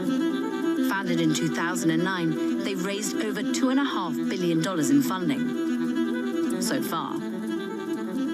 Initially, we were funded through venture funds. Toyota alone has invested almost $1 billion, about $890 million. One person with an interest in the eVTOL industry is Robin Rydell, a certified commercial pilot who co-leads the McKinsey Center for Future Mobility. Full disclosure, he says he's offered consulting services to several eVTOL companies, but couldn't say which ones because of confidentiality agreements. The VTOL industry has developed quite a bit over the last, call it, decade or so.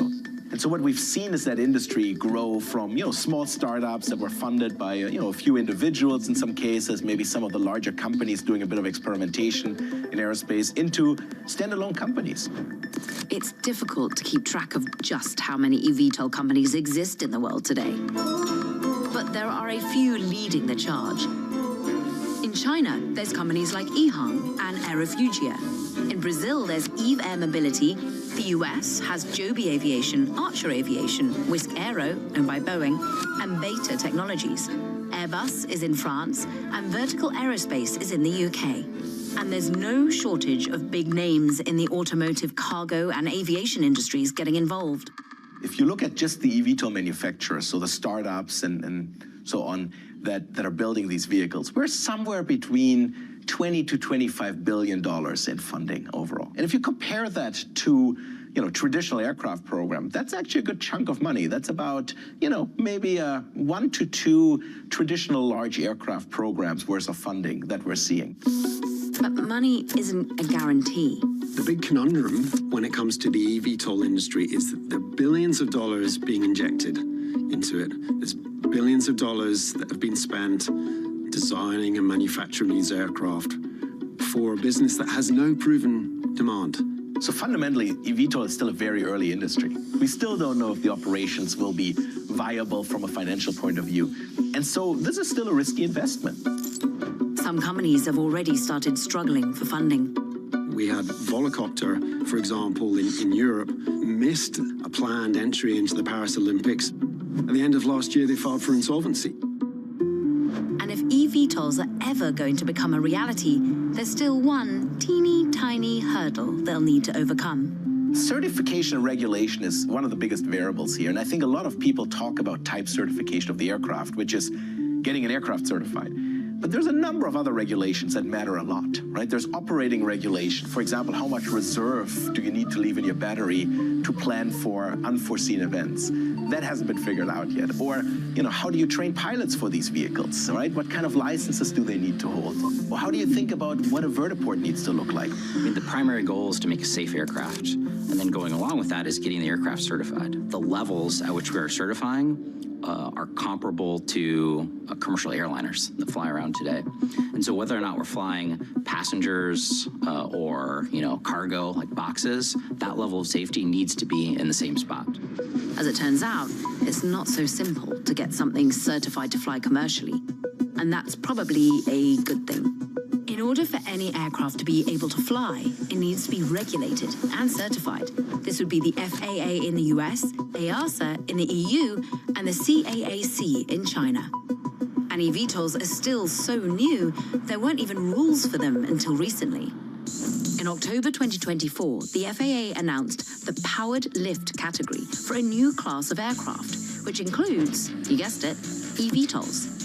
It's the first new category for civilian aircraft since helicopters were introduced in the 1940s. But certification, it takes time. While companies like Joby and Archer work with organizations like the FAA towards certification, they're also eyeing places like the UAE to deploy in the meantime. In China, it's forging ahead with its own regulation. It's a global industry, certainly, but I think that the leaders are more or less represent a North America, China face-off, if you like. And EHang, on the other side of the world, already has an autonomous vehicle capable of carrying 2 passengers.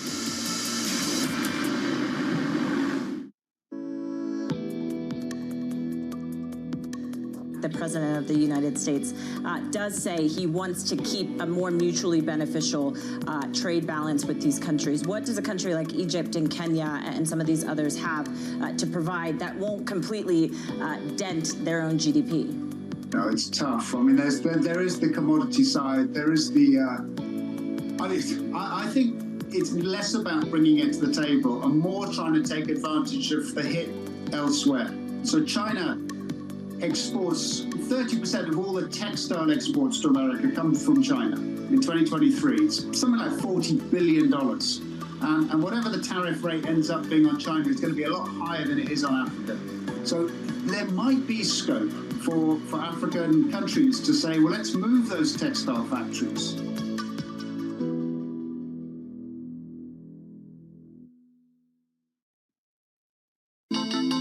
The countdown is on. Everything you need to get the edge at the end of the market day. Big tech earnings kick off later this afternoon. Gilead is coming out right now. We have take 2 numbers. Back to the markets, right? Our bread and butter. NVIDIA is one of the best stories in the tech space. That actually matters a whole lot more. It might shock some of your viewers. You're watching The Close. Get ahead of tomorrow's trading with The Close. Weekdays on Bloomberg. Context changes everything. Good morning. This is Bloomberg Surveillance. Welcome back to the opening trade. This is Bloomberg Technology. This is the Asia Trade. This is Wall Street Week. Welcome to Balance of Power. This is Bloomberg Television. Bringing you up to the minute economic news whenever and wherever it happens. I'm Jennifer Zabasanja in Luanda, Angola, and this is Bloomberg.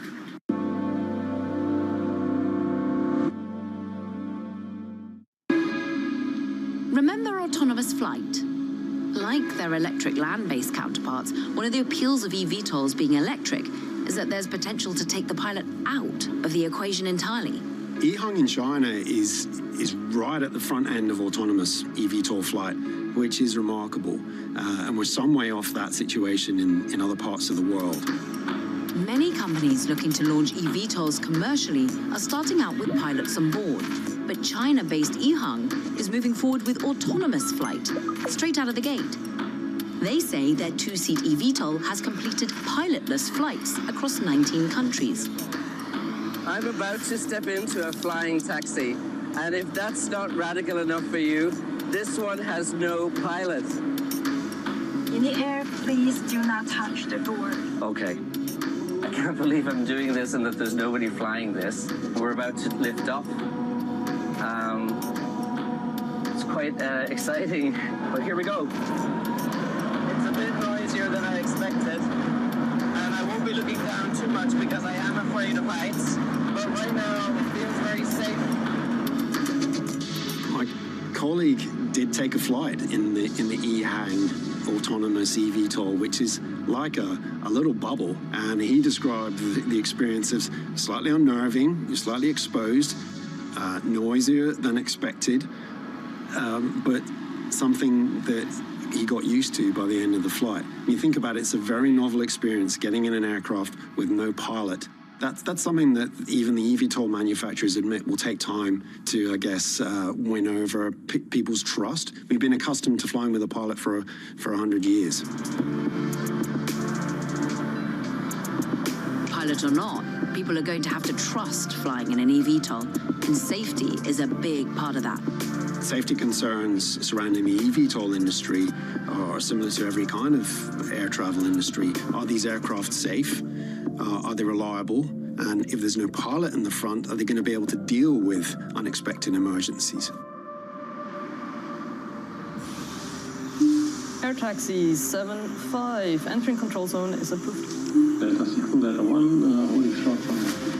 There's a lot of air traffic already going on. Here in the middle, you see the airport of Hamburg, where we are. One runway to the north, where we have an aircraft waiting for departure. The Ryanair is just landing. And then all these labels, which say ATMC something, these are all air taxis. And they're all coming to the airport or from the airport from different places in the city center. And here you see a landing happening just now.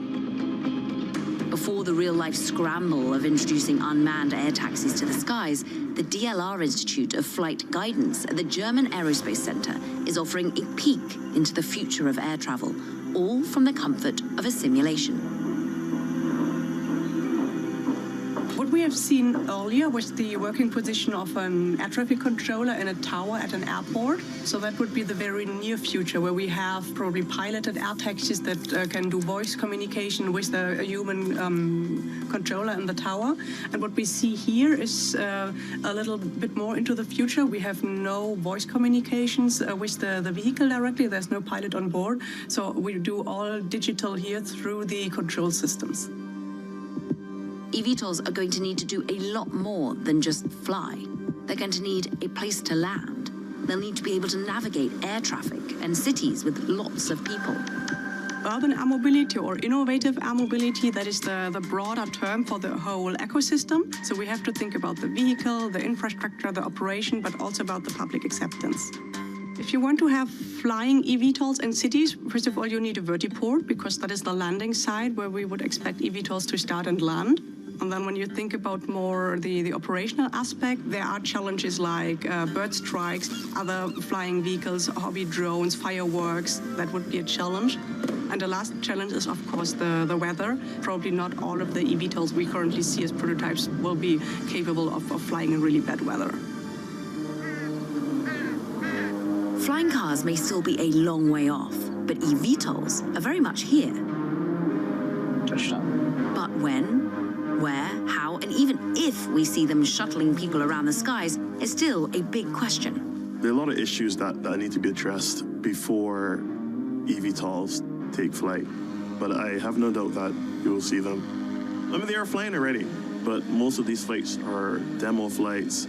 Within the next few years, it's very likely that we will see commercial eVTOL operations, but they will start with very few numbers in a few example cities. One of the more interesting things I've heard recently is the future's already here, it's just not equally distributed. And I think this will very much apply to eVTOL, it does. Don't forget, even though all of us now have smartphones, that was a 30-year journey to get there. So this technology, even though it's here, it won't be here for everybody from the beginning. We We could see these companies rewrite urban transit maps around the world if they can offer a new form of air travel that's convenient and that's affordable. At the same time, it could just fizzle into a niche market only within reach of the very richest travelers, and in the process burn up billions of dollars of invested capital.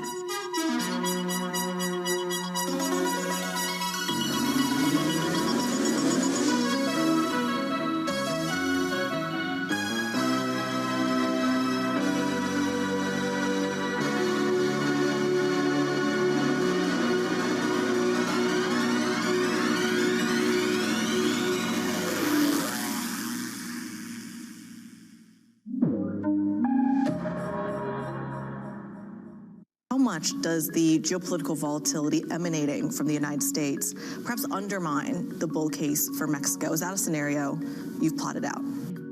Structurally speaking, we do still have a very positive view in Mexico.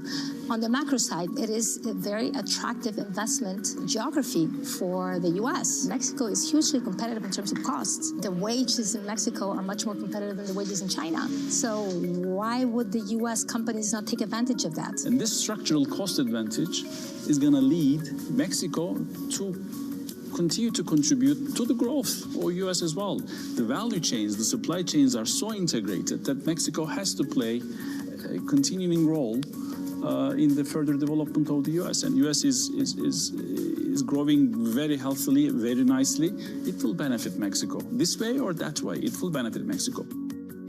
Mexico for BBVA is, a source of resiliency of earnings, and it generates and complements the diversification that we have from the footprint. But there's another topic that is very important, which sometimes we don't focus a lot about, and why we're so convinced that Mexico is going to continue to do well, which is the leverage in the country. Because the leverage in the country is only 33%. And when you've seen Mexico grow and BBVA grow in Mexico, structurally speaking, the leverage is so low that just a little bit of growth in the leverage is going to be able to support that bull case in Mexico. So that's why we're structurally positive in Mexico.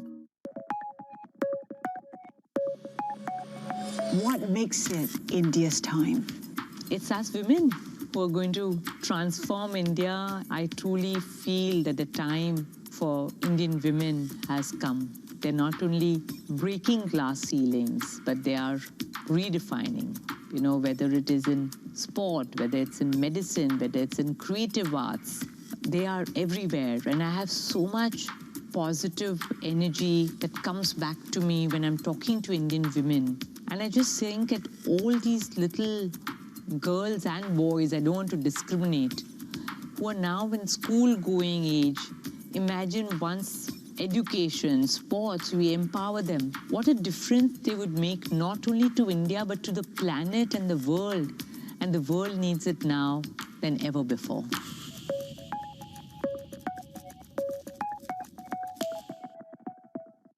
Get your fixed income fix. Watch Bloomberg Real Yield around the world right here on Bloomberg. Context changes everything. The flood of investment agreements. Deals were once again on display. The Saudis are open for business. The cessation of sanctions against Syria. Another big victory for the Crown Prince. Concerned that none of the guardrails may be set up just yet. Headline after headline. Trust Bloomberg for on-the-ground coverage. The numbers will be quite substantial. Up-to-the-minute reporting. Driven the price of oil down. And the analysis you need. He's basically going to vault this region into the same sort of sphere as the US and China. No one covers geopolitics like Bloomberg. Bringing you the latest in tech and AI news whenever and wherever it happens. I'm Tom McKenzie in Paris, and this is Bloomberg.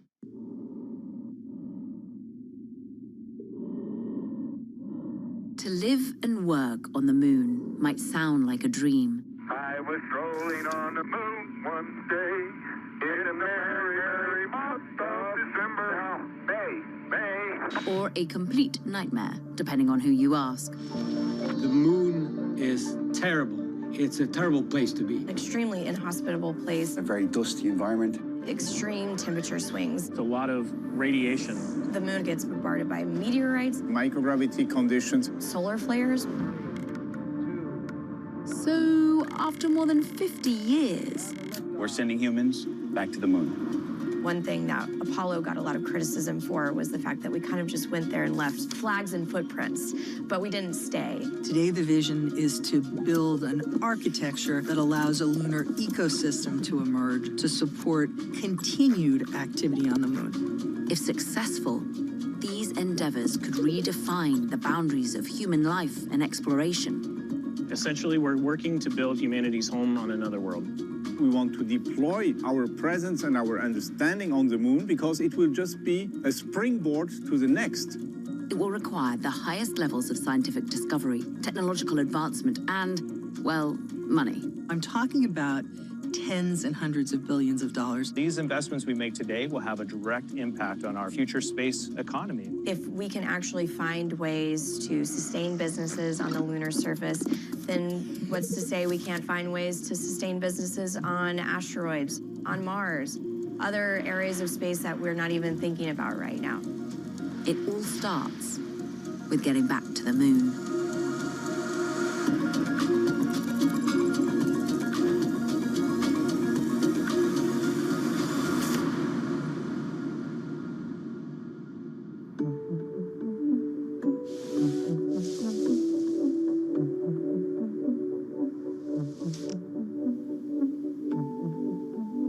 Something that I like to think about, the first human that ever looked at the moon, at that moment, we were always going. We were always going to seek to have a sustained presence there. We're ready to go back and to stay. We have the technologies that are going to enable us. So it's really just always been a part of what had to happen. I'm about 2 cycles lower on this chair than when we started, so doesn't matter to me, but I wanted to give you the opportunity. Please keep that. I love it. Don't cut that. These are the Artemis II astronauts, and they're destined for the moon. Well, Artemis in Greek mythology is Apollo's twin sister. It's one small step for man, one giant leap for mankind. I think our generation appreciates having a program that now we get a chance to take our own moonshots, right? What we call great things that humans accomplish. This is our generation's opportunity to send humans into deep space to explore. Now, it might seem strange to say the moon, our closest celestial neighbor, is in deep space, but it is wildly far away. It is 1,000 times farther away than the International Space Station, which is in low Earth orbit.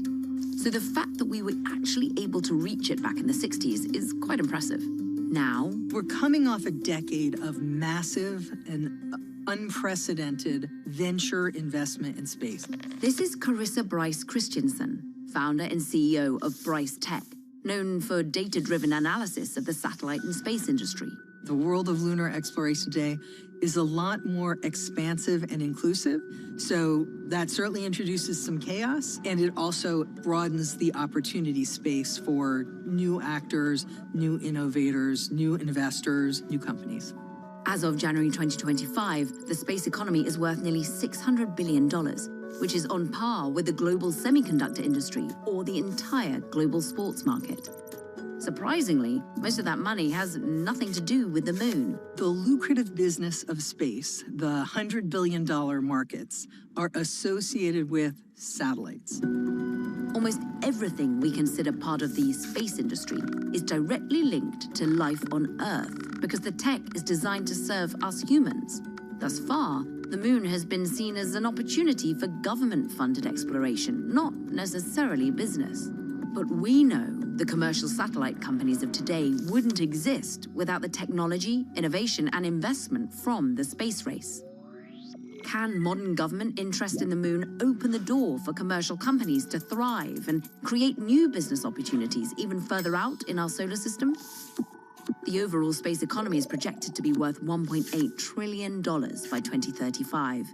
And theoretically, the moon could become a bigger, more commercial slice of that money pie. If the companies pursuing lunar endeavors can master the technology and figure out that one very important thing. Customers. They need a value proposition that delivers something that people want to pay for.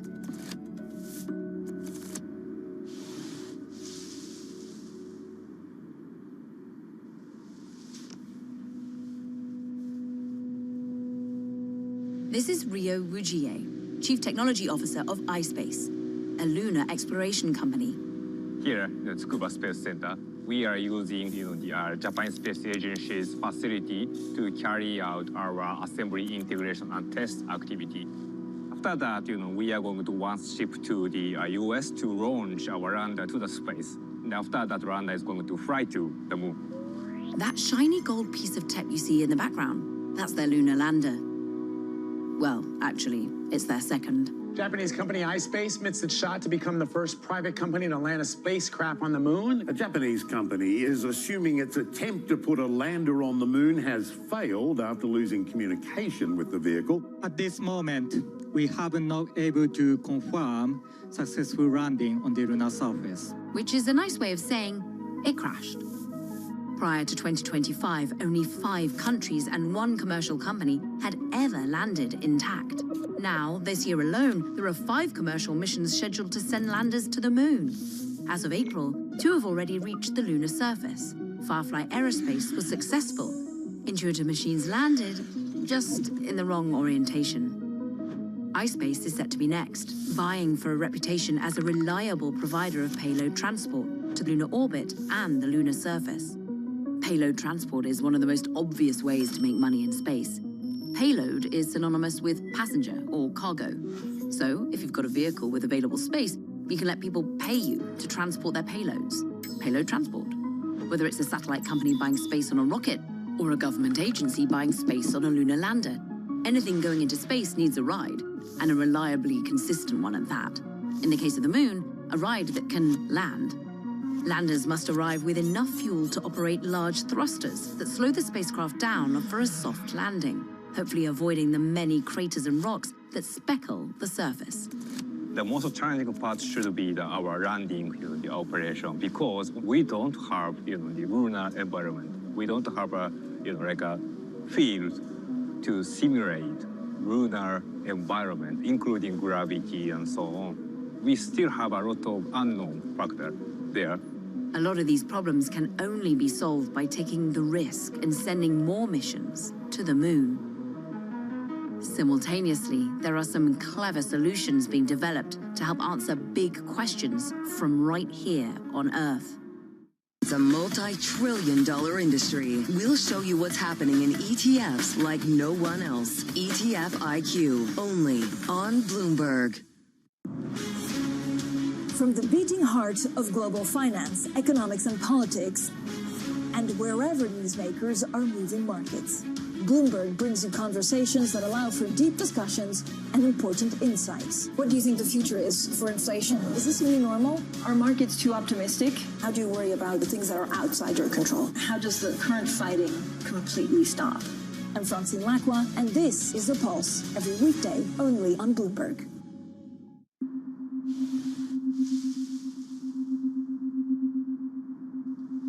To better understand the lunar environment, the European Space Agency, aka ESA, built their own moon inside this little grey building. So I'm standing here right now on the observation room looking into the Luna facility. This facility is something that we built here in the last year. Essentially, it's an operational training facility used for testing new technologies, for training astronauts for future missions. But the real key feature about what we've done here is we've basically tried to recreate the lunar surface. The moon is covered in lunar regolith, a deceptively hostile sand-like substance. It is extremely dusty, electrostatic, so it sticks to everything, and it's razor sharp, presenting all sorts of challenges for humans and equipment. And that's just one of the conditions this facility mimics. On the one side, we have an offload system for gravity. On the other side, we have the illumination conditions you will face once you do operations on the surface of the moon. We can even freeze part of the soil because it's rather cold there. So you have on 700 square meters the capability to have the conditions you really face at the surface of the moon. Even still, one could say we've only scratched the surface. The moon, you can consider it a bit like the 8th continent. If you took the surface area of the moon and flattened it out into a rectangle, it would be about the size of the continent of Africa. There have been a dozen of people walking on the moon a couple of decades ago. Can we say that in a couple of hours, a dozen of people have explored a full continent of the size of Africa? I don't think so. It'd be the same as us saying, we've been to the beach and now we think we know the ocean. There's so much more of the moon. The more we learn about the moon, the more effectively we can use it as a proving ground for the capabilities needed to go beyond. We want to go to Mars. We want to go the next step. And to go to Mars will bring us additional challenges. These kind of representative environments allow us to get familiar with the challenges of working and training on the moon and getting ready for that exploration that we anticipate in the next decade. I think it becomes important to see how we can actually create an economic case around exploration of the moon. The moon, although it looks like a desert, in fact is loaded with very valuable resources. So there's a lot of metals bound into the regolith. There's a lot of oxygen on the moon. I mean, nearly 40% of the moon is oxygen. So that's very valuable resources.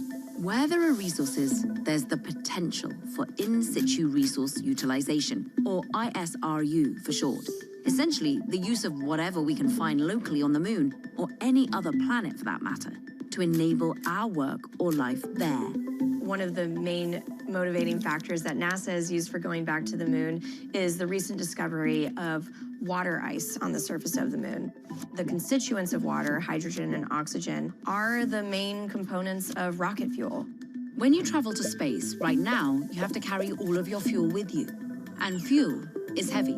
Every pound that you launch into space, that adds more dollars, that adds more weight to your rocket. So if we can find resources that we can use on the moon that will save us money.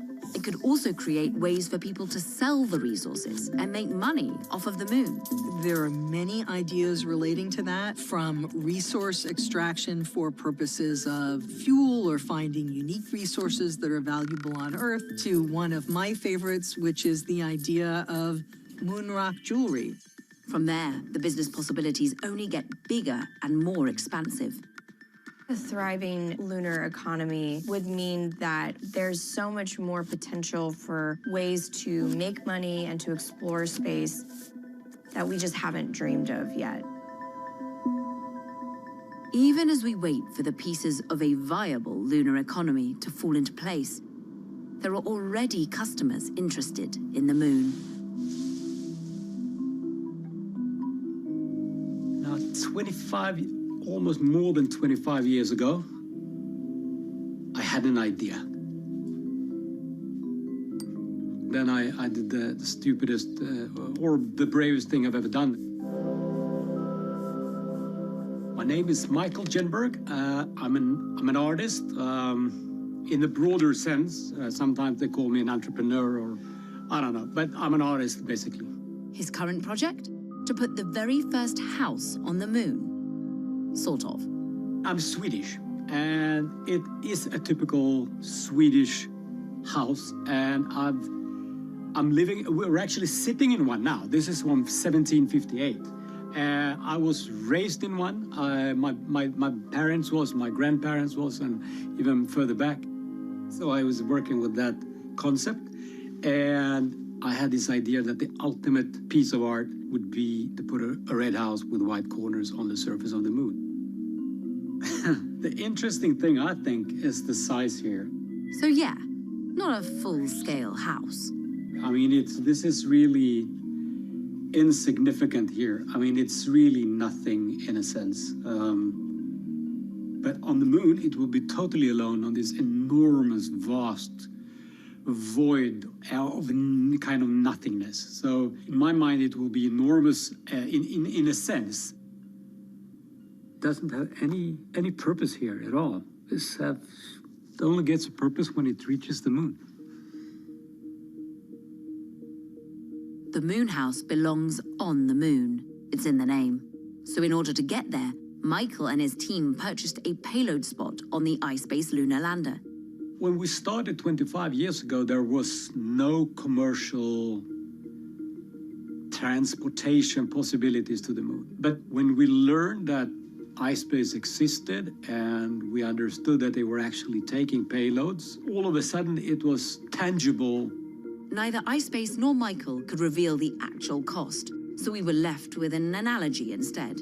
If I would build a really, really nice house here in Sweden with a swimming pool and everything, that would kind of be equivalent to what a house on the moon in this size actually costs. Though it'll never be lived in, this red house might give us the littlest metaphorical glimpse into what life on the moon might one day be. So if we envision a future lunar settlement, what does that look like? We're going to need infrastructure, a lot of it. So if you take a hard-nosed look at a lunar economy, you could maybe say people are romanticizing a vision of a lunar settlement, a lunar community. But without that vision, without that fundamental deep human push to explore, we would achieve nothing as a species. You need big thinkers, you need visionaries, you need those people who think beyond the feasible in order to achieve anything. Got it. We need visionaries and big thinkers, and definitely lasers. In case you missed it on Balance of Power. If we're going to get all this revenue from tariffs, why would the president be pushing for higher taxes on anybody? Because our understanding is for the wealthy, he's looking at a new rate of 39.6%, and I thought the Republican Party didn't stand for that kind of thing. Well, you realize that the tariff revenues doesn't count toward the reconciliation numbers. Don't ask why. I can't understand why. We're running it like 20, 25 billion a month, and they're not counting it, but we'll leave that aside for another day. This is Washington. They have their own accounting practices. So the president's trying to make sure he gets no tax on tips, no tax on overtime, and no tax on Social Security. And if he says, look, the richest Americans, remember, he cut it from 39.6 to 37. So if he just goes back to what he did last time, you know, I'm in favor of that. I think it's smart. Don't miss Balance of Power live every weekday. Welcome to the world of decentralized finance. Massive outperformance from Bitcoin. Bloomberg is covering all things crypto, the people. The tectonic shift emanating from Washington. All we're looking for is clear rules and the ability to build in the United States. Crypto shouldn't be partisan. The transactions. Really a record-breaking moment. Crypto VC is back. And the technology. It's really the beginning of a global on-chain economy. And if America doesn't embrace it, we're going to be left behind. Bloomberg Crypto, only on Bloomberg. US tech is influencing global markets. Technology is driving business across Europe. Companies in Asia are betting on tech. Earnings season is here. I know it's like your Super Bowl, right? I can't wait. It's like opening presents in the morning. All right, it will be exciting. Nobody covers earnings like Bloomberg.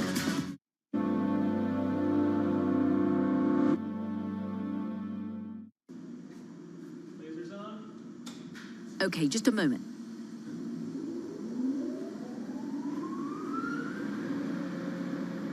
There we go.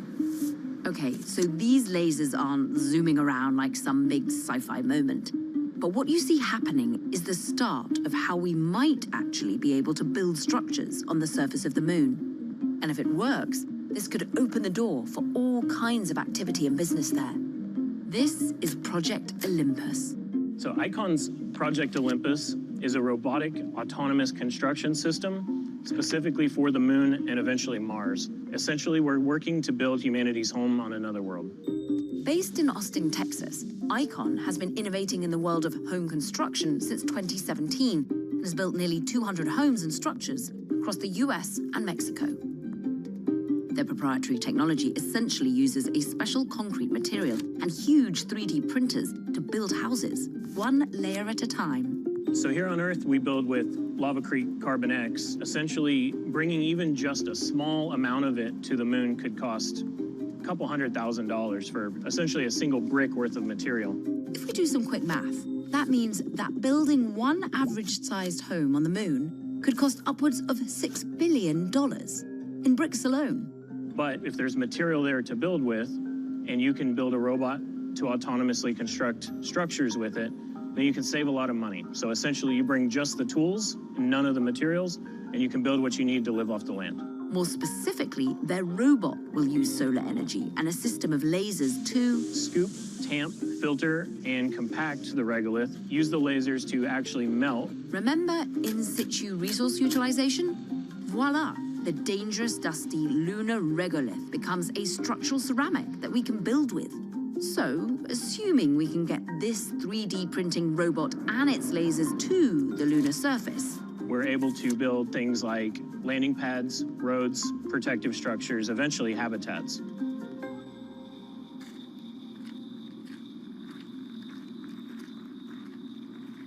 I think it's essential when we're talking about what space architecture is and should be that we merge form with function.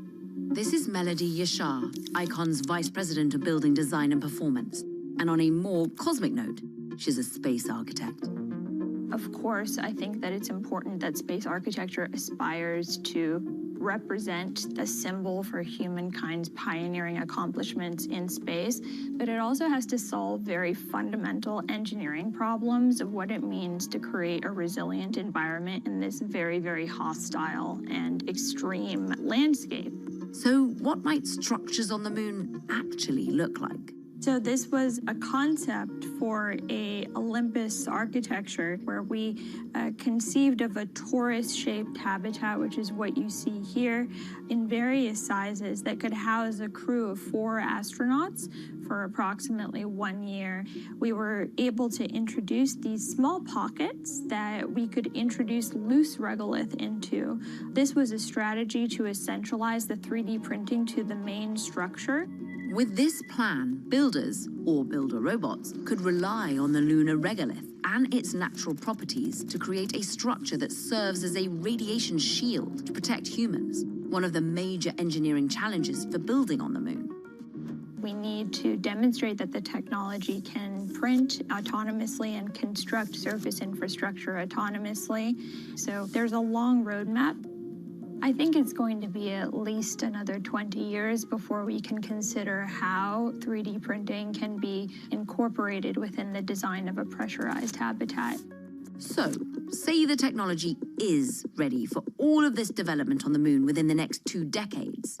It begs the question, what kinds of protections and regulations will be necessary as human activity expands out into deep space?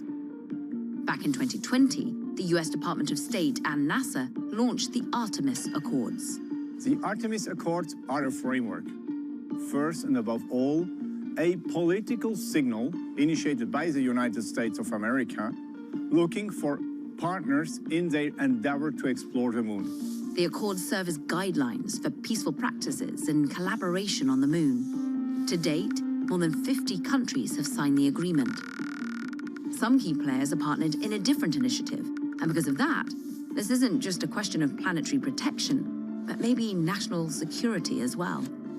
Lawmakers within the U.S. have been sounding the alarm in recent years about China's increasing activity in space. China has been launching very frequently and has a very robust space program as well. One concern from lawmakers is that the moon can be considered a military high ground. So if China were to place certain assets in the lunar vicinity, they could potentially have the high ground over assets in low Earth orbit or in geo orbit. We are back in a situation where we are more in a, let me call, tense world on a geopolitical level.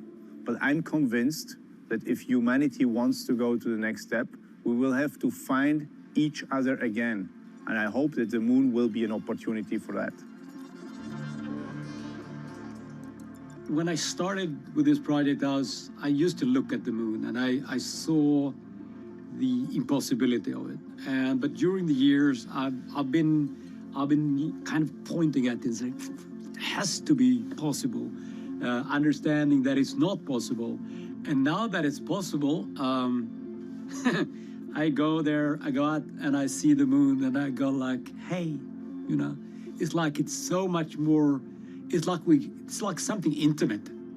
Curiosity and wonder have always been a driving force in the space industry, and this time is no different. But a lunar ecosystem and economy still have some big unknowns.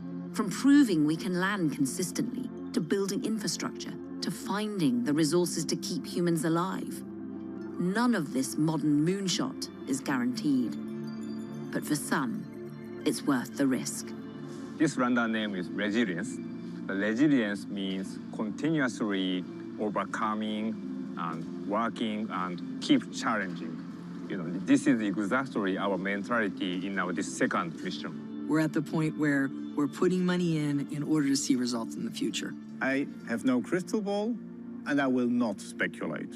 But what I can tell you is that we do everything to enable this lunar economy to become reality. At some point, we can tip the scales to having humanity understand we have something in common and a shared interest in surviving, all of us, and that our planet survives as well. We're not going to the moon so we can have an escape path for Earth, but to make our lives on Earth better.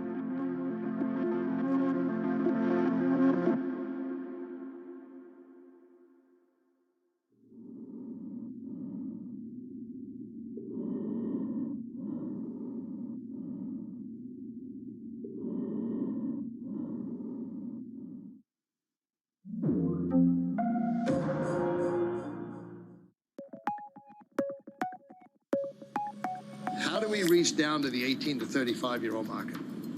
How do we bring these kids, these influencers, this new generation of people interested in the game of golf? There's 738 million people in the world who are interested in the game of golf. Don't play the game of golf, but interested. There's about 60 million golfers.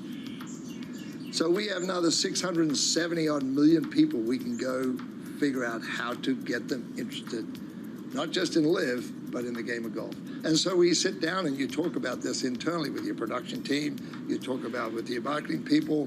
When you look at our audience base today, that we have like about just around 50% of our ticket sales are 45 years and old and younger. Following the PGA Tour, it's the oldest aging demographic in sport. It's 67 and a half.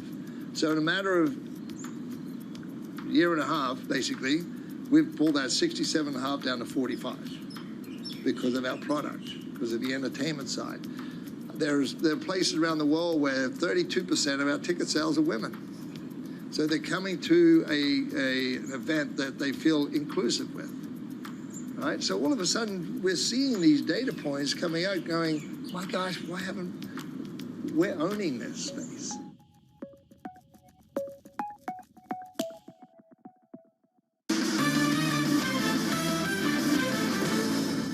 But what about the diagnosis? If the diagnosis at the end is worries about growth rates, Yeah. how do you get from point A to point B? Why do you worry so much about that end goal of better growth? Because if we can't grow, you're going to have a much more inflated debt to GDP and federal deficit, and that's not good for the economy. Growth is really critical, and I think what's underappreciated is what the inputs are to get to the growth number. And so we talked a little bit about productivity. I hope that we can continue to produce at 2% indefinitely on productivity. I think that would be great. But you got to make sure you have the other levers in place, I think, to buoy that. So if you look back over the last several years, we've had 8 million immigrants come into this country in the last 4 years.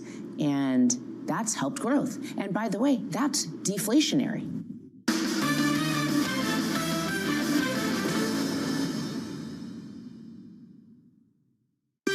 Bringing you up-to-the-minute financial news whenever and wherever it happens. I'm Michael McKee at the Federal Reserve, and this is Bloomberg.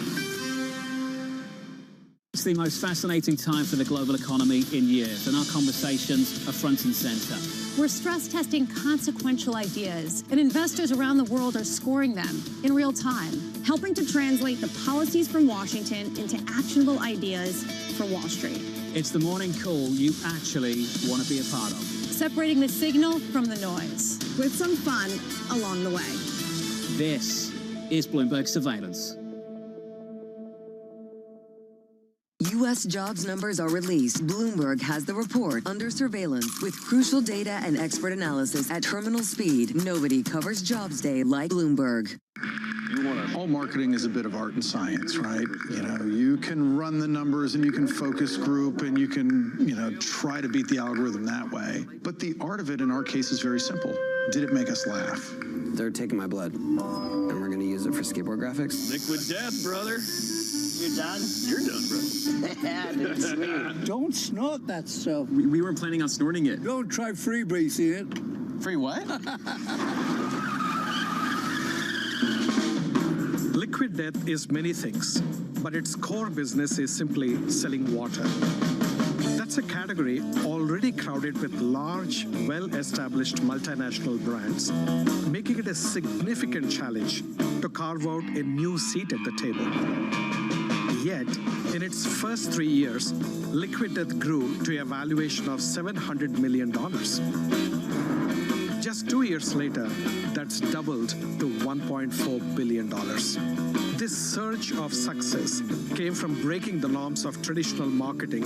People don't like marketing. That's why we don't make it. We make entertainment. We make comedy. We treat our marketing like a product, and we want it to be great. We're not competing with other brands in terms of our content. We're competing with the internet.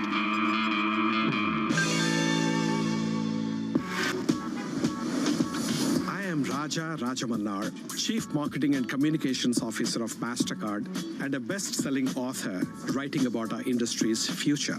Marketing as we practice today was founded on theories and principles from more than 6 decades ago, long before the advent of the internet, social media, or artificial intelligence. I have had a front row seat as new technologies, cultural shifts, and an explosion of data have disrupted the ways of traditional marketing.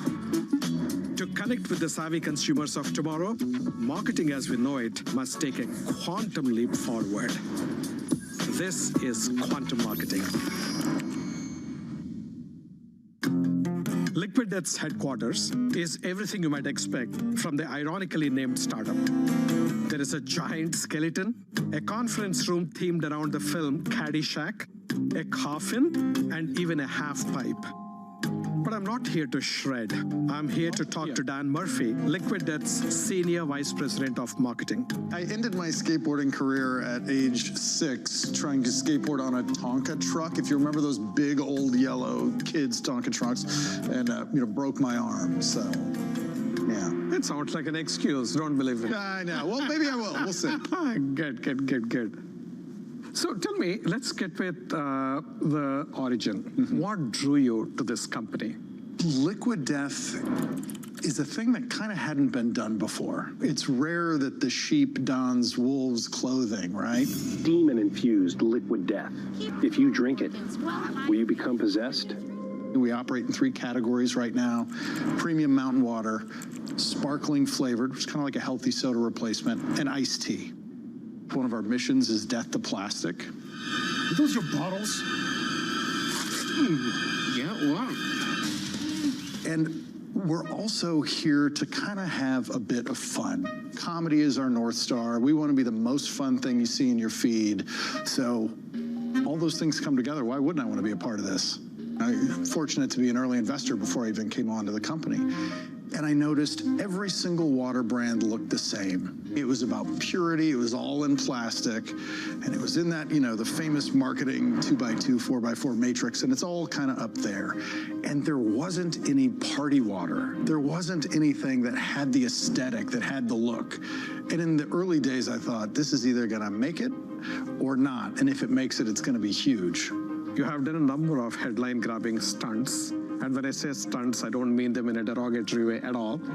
These are really headline-grabbing initiatives or things or activities, and everything from hiring a witch to fix a Super Bowl match, which is phenomenal, to using a popular adult film star to deliver your sustainability message.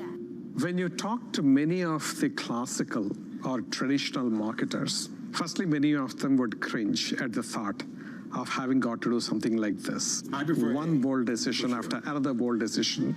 You would say this is radical marketing. What was it like to take these kind of decisions consistently? Well, look, we're a startup, and the biggest risk we have is being ignored, or conversely, flaming up cash without an effect, without moving the needle, right? So being bold is a way to do that. Our North Star, like I mentioned, is comedy. We want to be the funniest thing in your feed that day. We want to be the most shareable thing. We want to put stuff out in the world that press has to write about, that you have to talk to your friends about it. That's our free media. That's what we've been great at so far. So in a way, it was the only decision for a startup like us to do it. Liquid Death has been advertising since before they even had a product. Their first ad went viral with only a bottle mock-up, using a digital-first content strategy on platforms like TikTok to reach a new audience. I just got pulled over for drinking this beer while driving. I found out it was water. To the traditional advertiser, their work is in many ways the exact opposite of what would be deemed as brand safe. From making a burping compilation to promote their entry into carbonized water, to an animated mascot that inflicts graphic violence you won't see on this channel. It's an example of what is possible when marketers embrace the creative side of their brains. In recent years, marketing has leaned heavily on a more analytical approach, obsessing over large amounts of data that attempt to quantify marketing's effectiveness. But Liquid Death's approach is much more balanced than it may seem. It is the science of Liquid Death's creativity that sets them apart. And this starts with knowing where their audience is. The chart crossed quite a long time ago when it came to daily consumption of digital media versus traditional media. I believe it was 2017. Since then, it has grown more than I think many people realize. Right. So we're finding you through your phone. TV might be on in the background, but you're on your phone, especially a lot of Gen Z, huge audience for us, they're on their phone.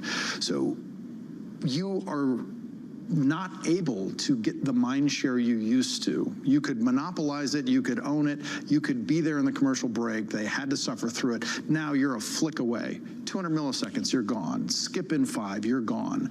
So for us to win, we have to realize, okay, what are the things that are the real competitors? The crazy cat videos, the explosions, who knows what's in your feed? It's all individualized, personalized. We have to be that good or better. And again, we're not trying to do everything, we're trying to do comedy. That's why we have real professional, funny people that work for us. People that have written Adult Swim shows, TV comedies, The Onion writers. We have a distributed network of stand-up comedians that we will send little briefs to. They help us with names. They punch up a script here or there. We treat our marketing like a product, and we want it to be great.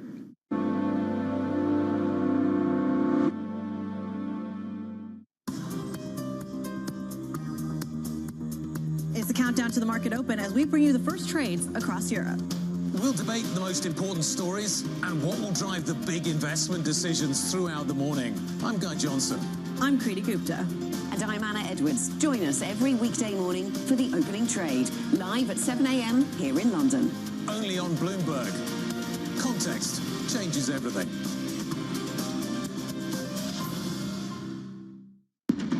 What is going to be the consequence for U.S. markets? We are basically deep in the European earnings season. Take a look at how we're faring when it comes to Asian markets. Bringing you up-to-the-minute geopolitical news whenever and wherever it happens. I'm David Gura in Ottawa, Canada, and this is Bloomberg. Classical marketing would tell you when you have a concept, you have a focus group discussion, or you have a concept testing, quantitative, quali-quant, there are all kinds of things. But tell me about how you have approached.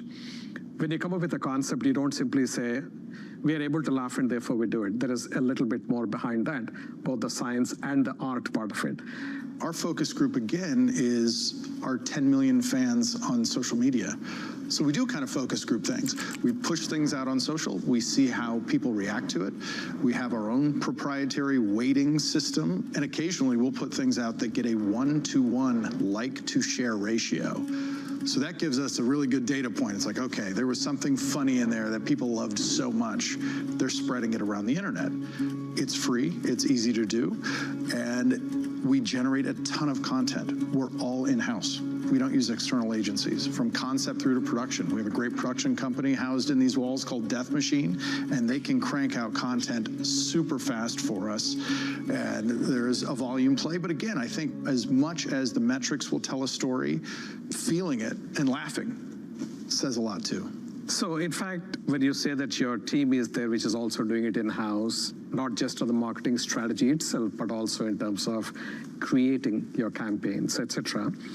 How big is your team, if I may ask you? It's a pretty small team, believe it or not. I think, the core creative group, could potentially fit in an SUV legally. That's how small it is. And so it's an advantage. It's a hive mind. It's, people that understand the brand quite intimately. We operate like a writer's room. Again, some of the models that are out there are worth repeating. And I'll say this entertainment first model is not unique. Red Bull and Monster did it before us, except their North Star, their lane was action sports. For us, we've just taken that same notion, creating content that people would pay for, but giving it away for free, putting it out there on social feeds. We've done that with comedy. The casket cooler for Liquid Death and Yeti. One of Liquid Death's main forms of content is the short comedy sketch video.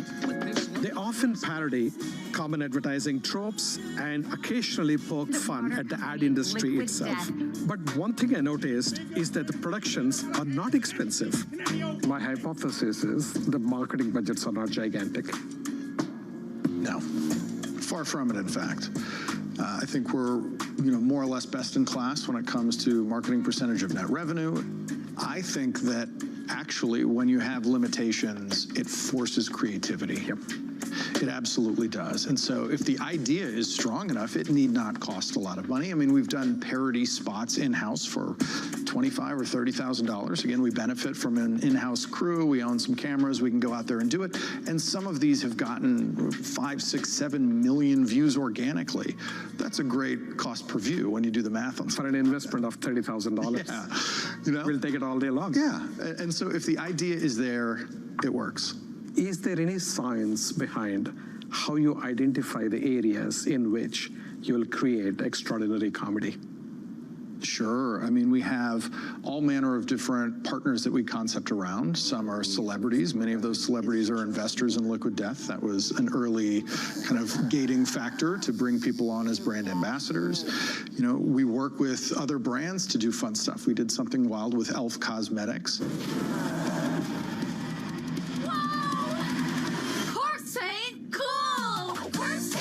We look for creative tension. Liquid Death plus heavy metal band expected. Liquid Death plus cosmetics company completely unexpected. There's creative tension that produces awesome ideas and comedy out of that. We do have a vetting process. It's kind of like Saturday Night Live in its stage.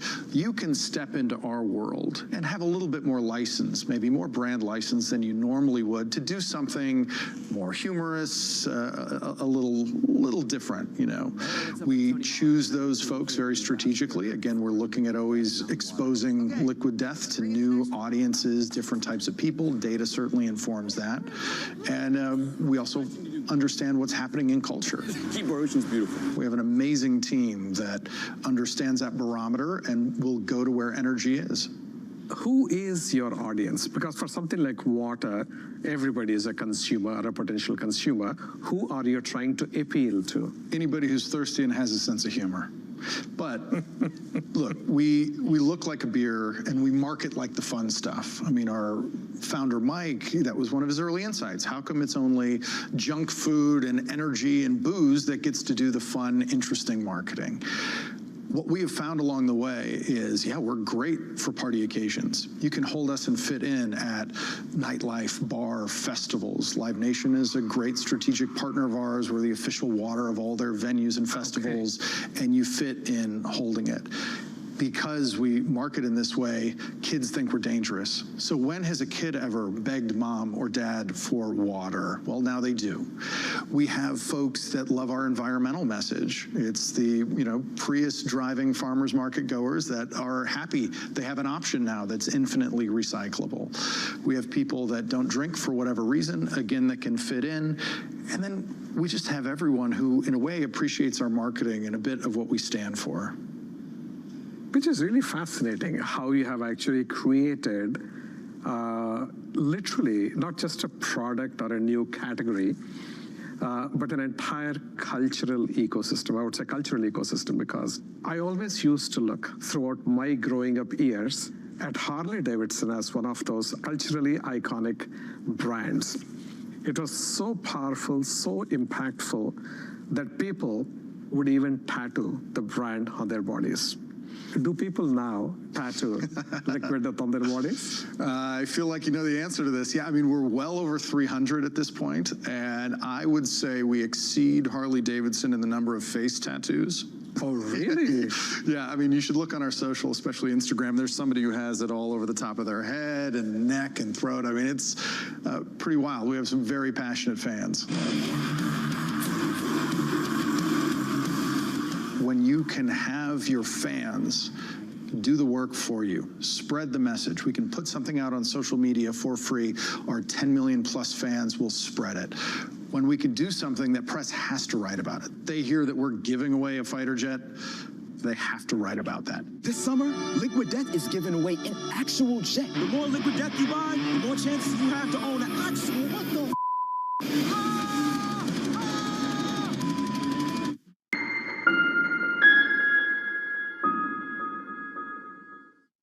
Bringing you up to the minute economic news whenever and wherever it happens. I'm Jennifer Zabasanja in Luanda, Angola, and this is Bloomberg.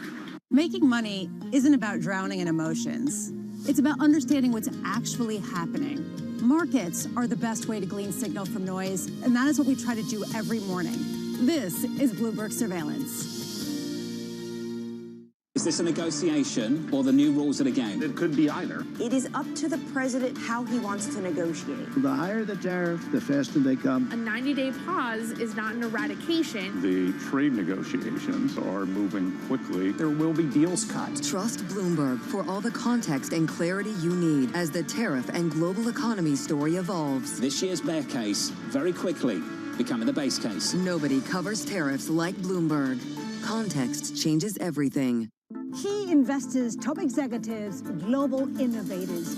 Join me for in-depth conversations with the biggest newsmakers on the day's top stories. Insight with Haslinda Anand, only on Bloomberg. Get your fixed income fix. Watch Bloomberg Real Yield around the world right here on Bloomberg. Context changes everything.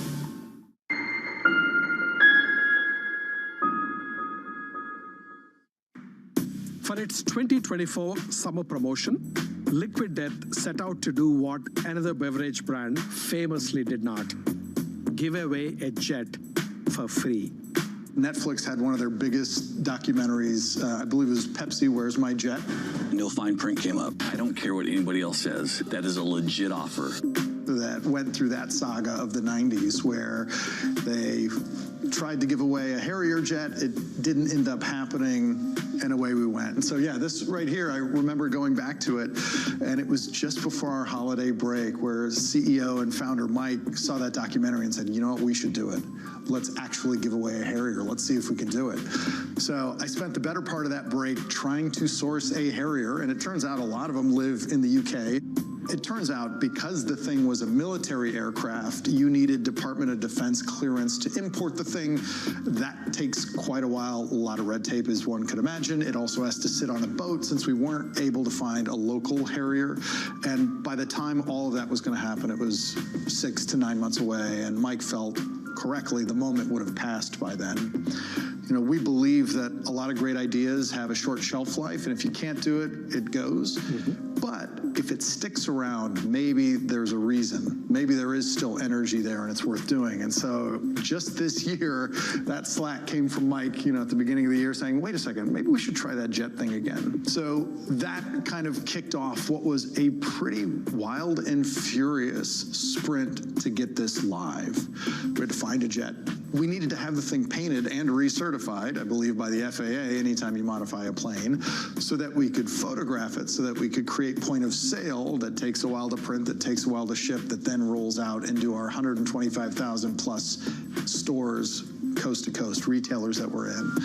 And then, of course, because, the documentary centered around a lawsuit and centered around, a contest that kind of wasn't, everything needed to be buttoned up with this.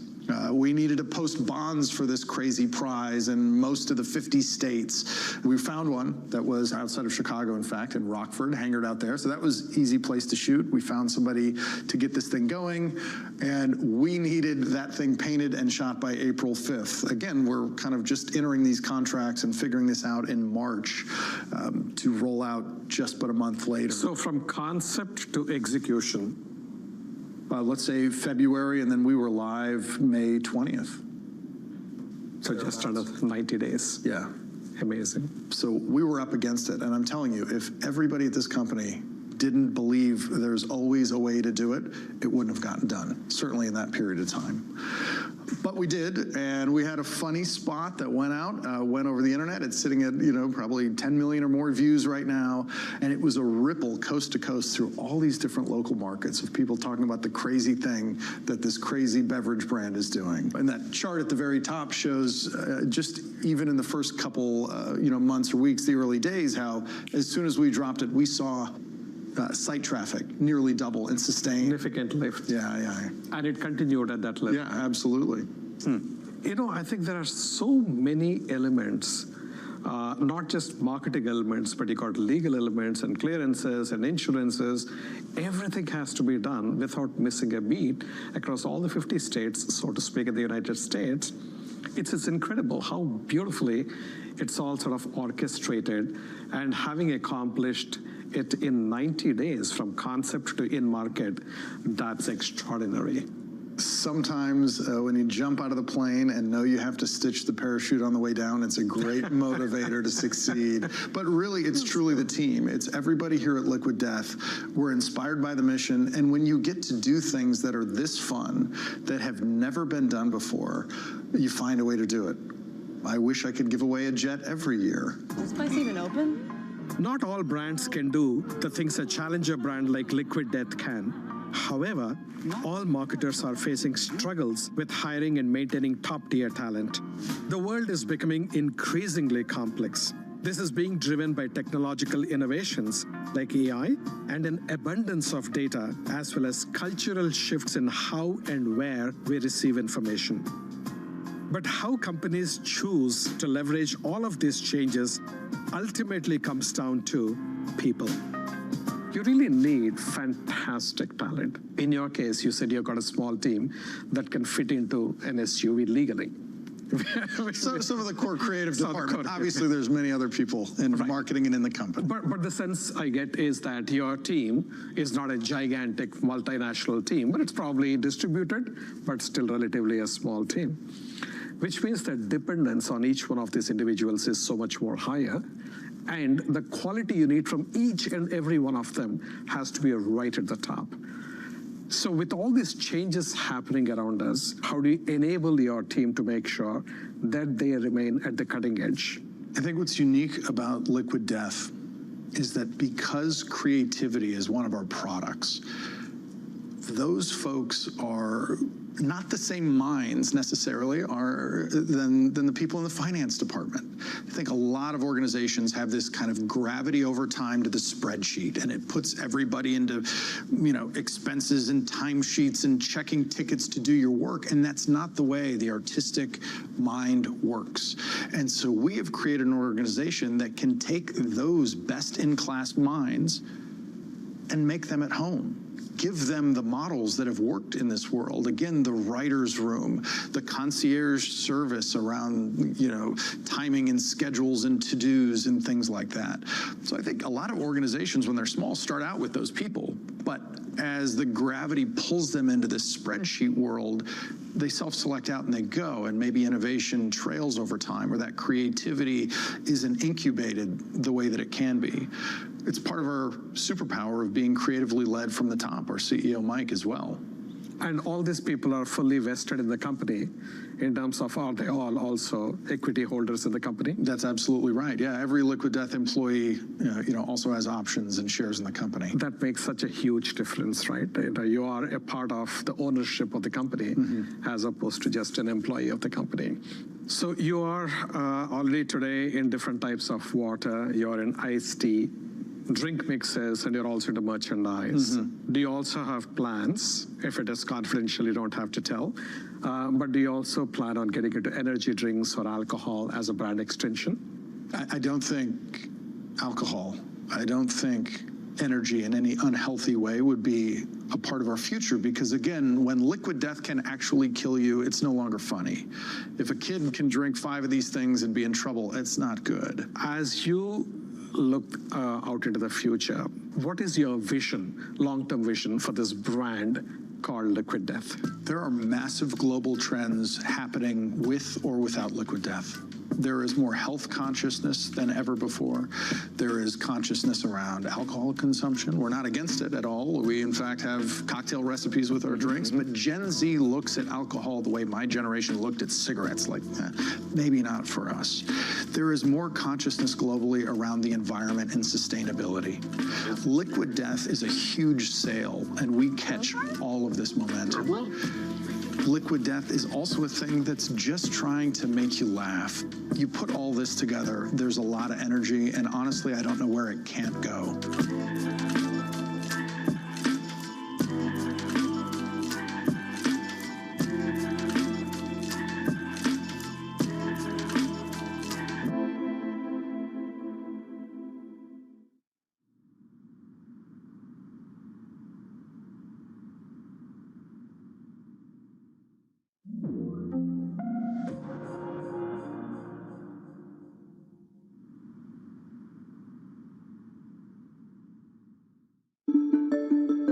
You have had a number of games overseas in recent years, and in fact, you opened the season going to the opening game in Brazil.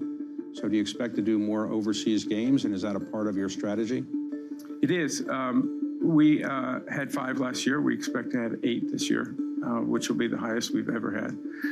Our hope would be at some stage to get to 16 games in the next few years. We think we can do that.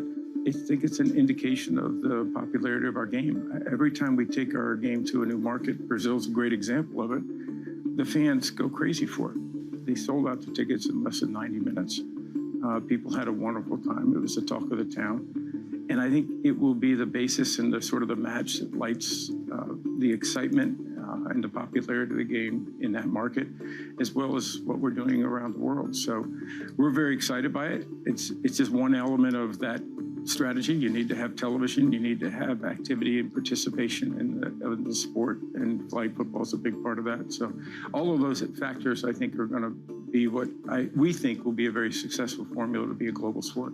Do you ever envision having a team that's based overseas in Mexico City or in London? Listen, we've talked an awful lot about it, and I think there are markets that could, without question, support an NFL franchise.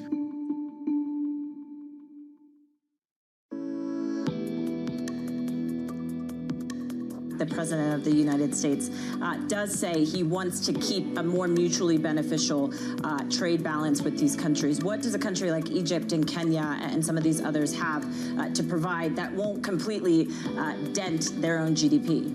No, it's tough. I mean, there is the commodity side. There is the. I think it's less about bringing it to the table and more trying to take advantage of the hit elsewhere. So China exports 30% of all the textile exports to America come from China in 2023. It's something like $40 billion. And whatever the tariff rate ends up being on China, it's going to be a lot higher than it is on Africa. So there might be scope for African countries to say, well, let's move those textile factories.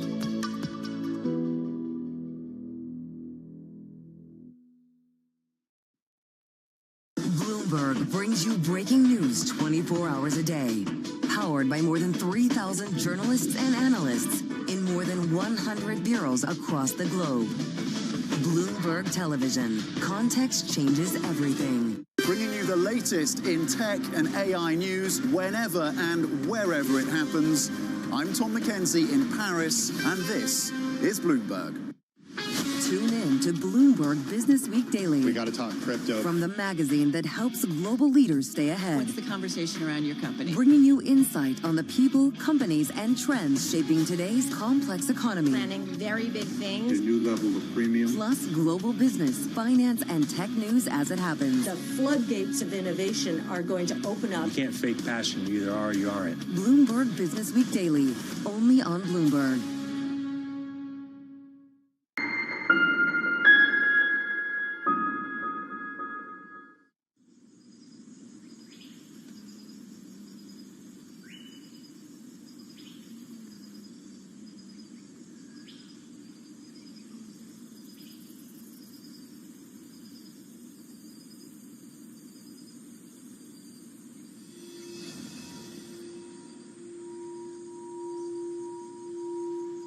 Xóa cái muốn thư về muốn chập về bán vì ta mà ngay pi ngay giờ ta đâm từ là lần đâm môi thông về lần đâm thông rồi đó để về lần đâm đi hỏi có đâm thằng về lần thôi rồi cặp đâm cặp khang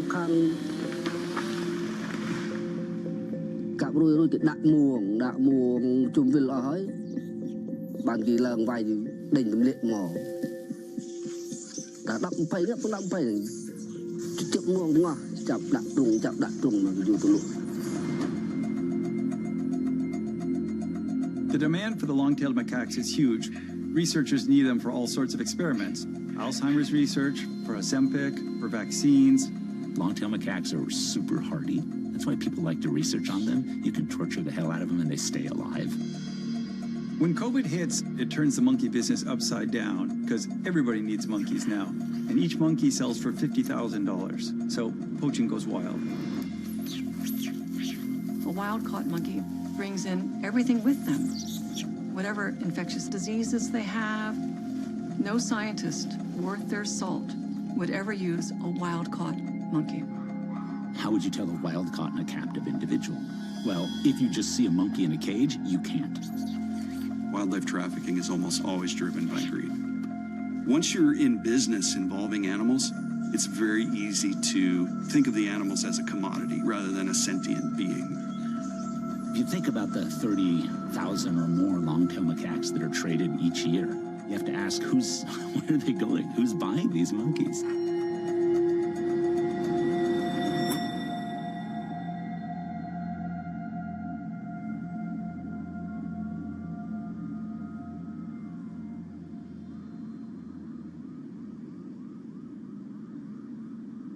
The day that I realized that I wanted to be a special agent for Fish and Wildlife Service, I was in college and walking through the biology building on my way across campus.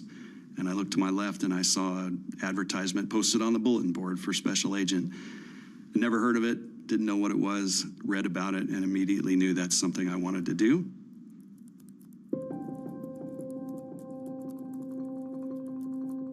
A special agent for the U.S. Fish and Wildlife Service is just like other special agents in the federal government that all of us know about from watching TV or reading books. No different than a special agent for the FBI or the Secret Service. The U.S. Fish and Wildlife Service is one of the oldest law enforcement agencies in the U.S., and people think they just do ducks and fish, but they actually have operations all over the world. October 21st, seizure of the monkey from the airport. And what they're trying to do is look at underground smuggling networks, people organizing underground supply chains to smuggle monkeys, to smuggle sharks, to smuggle rhinos. It's something that you can disrupt, but you need to know the information. Monkey laundering is kind of a catchphrase, but it essentially refers to taking a monkey out of the wild, moving it to a facility, and then doctoring paperwork so it looks like that animal was born in captivity. The reason that a company would do that is it's often illegal to take animals from the wild. Then they were selling those animals to pharmaceutical or research companies in the US and Europe.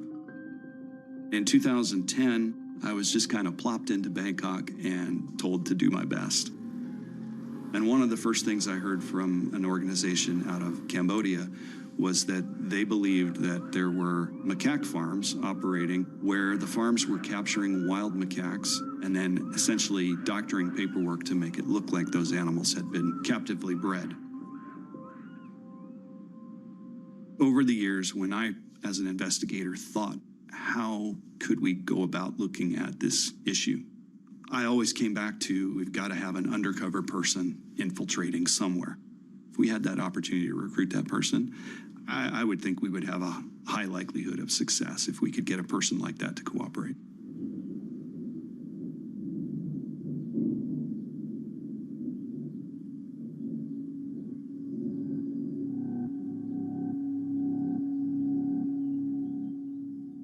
It was in March 2017 that we received an email from somebody who contacted Cruelty Free International. I originally became involved in campaigning and investigating the trade in primates research back in the 1990s. And at that time, Cruelty Free International carried out several investigations. What we uncovered was absolutely horrific. This is the fun bit. You know he loves his needles. The death rates, the mortality rates, the cruelty involved in the trapping of the animals. So this email arrived in my inbox. The email came from a person called Francis Young, who told us that he was working in a company called Vanny Bioresearch, Cambodia. We knew of Vanny. It was the largest macaque facility in Cambodia. Francis said that he'd been working within Vanny for several years and that he basically got to the point where he found it was immoral and it was all wrong and that he wanted to do something about it. So we arranged for him to come over to the UK. We hired a room for the meeting. We held it in a confidential environment away from the office, and there were 3 of us from Cruelty Free International who met with him.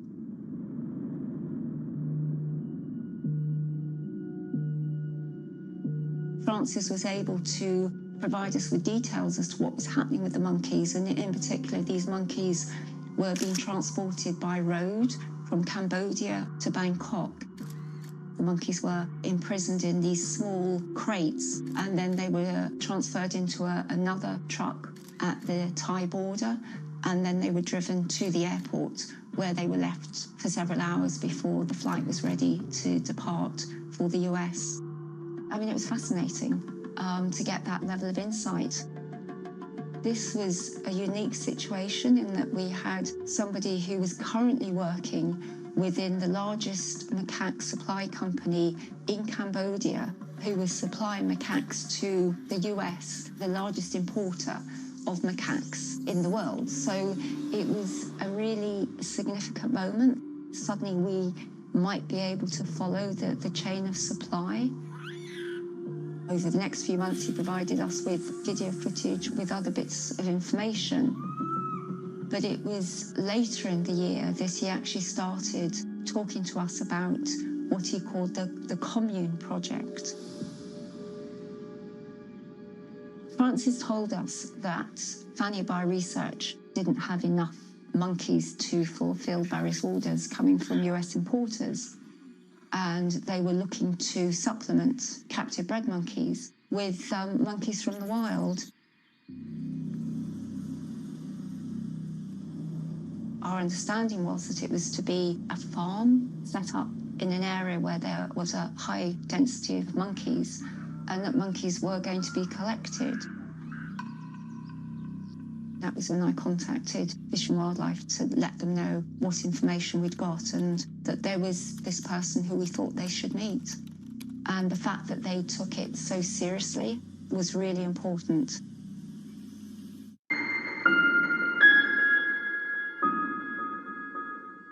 The countdown is on.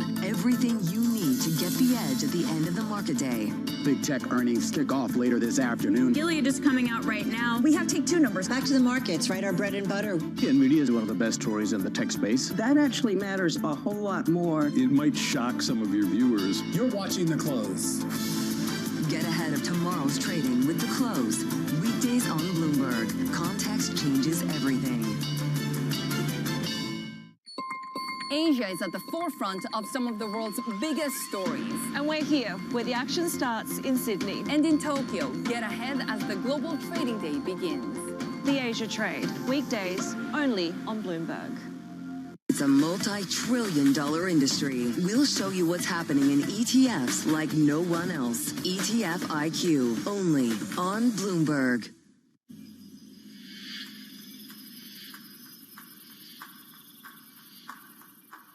Operation Longtail Liberation is an undercover effort by the U.S. Fish and Wildlife Service to see if they can't catch the monkey smugglers.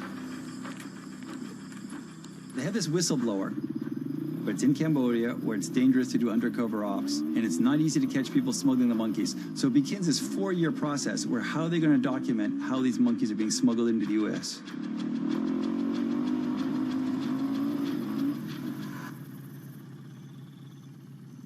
I actually don't know the name of it. So Operation Longtail Liberation. Longtail Liberation.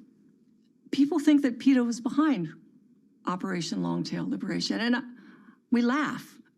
We wish we had that kind of influence.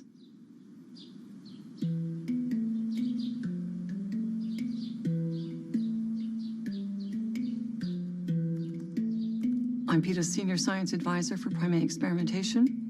And prior to that, I spent about 30 years in the primate biomedical industry. I was a really good scientist. I was at the top of my game.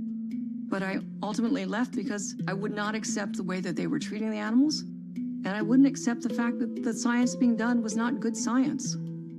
PETA approached me in mid-2019, and I took a position with them in September of 2019. We had no awareness of this investigation. In fact, we had no awareness that Vanny and everyone else was involved. When you look at the monkey business, there is kind of a before and after with COVID. When COVID hits, the Chinese government shuts down their exports of monkeys. And this is the world's biggest supplier of monkeys. So instantly you have a monkey shortage. Investigators, researchers in the US were like, we need monkeys, get me some monkeys. Cambodia stepped up. From 5,000 to 6,000 a year, they bumped up to 30,000 monkeys a year. All of a sudden, everybody was getting Cambodian monkeys. Cambodia starts pumping thousands and thousands of monkeys into the pipeline directly into the US. I interviewed a lot of monkey breeders, and they all warned me the numbers coming out of Cambodia are impossible. You need this many years, this many females who are pregnant, you lose some babies along the way, and they said, look at the math, it is absolutely impossible. So in November 2022, the U.S. Department of Justice unveils this indictment, which outlines a massive monkey smuggling scheme.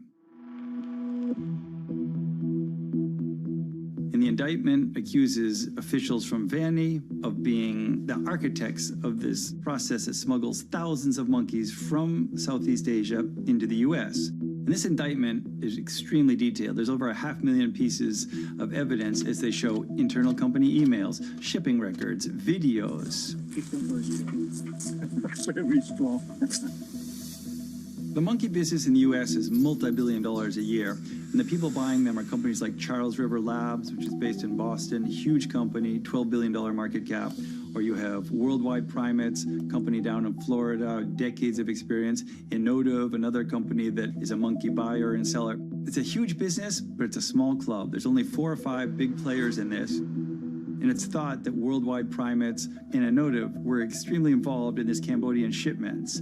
And they've both shut down their shipments, and they've been able to resource to other parts of the world. But it's pretty clear that when the monkey boom was in its height from Cambodia, these were the 2 companies that were benefiting.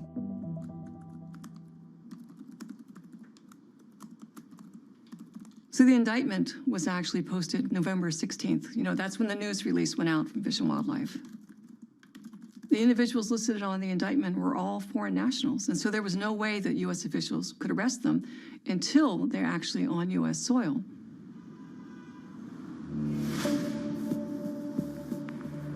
This is Special Agent Commander Vitorno, U.S. Fish and Wildlife Service. We are in JFK Airport. We're going to be speaking with Mr. Masfal Krai. Masfal Krai, the Cambodian Assistant Director in the Forestry Department, was picked up by Fish and Wildlife as he transited through JFK.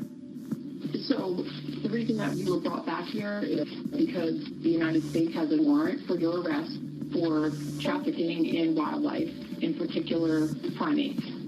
He denied having anything to do with smuggling wild-caught long-tailed macaques. Have you ever directed any of your staff to deliver monkeys to Vanny? No, what did I say? What did I say? I never directed. You were delivering wild monkeys to the farms, and we know that. No. Yes. I'm not going to entertain you continuing to lie. I never thought this would actually go to trial. There's too much at stake here. There are too many vested interests. This is a multi-billion-dollar industry. But it did go to trial.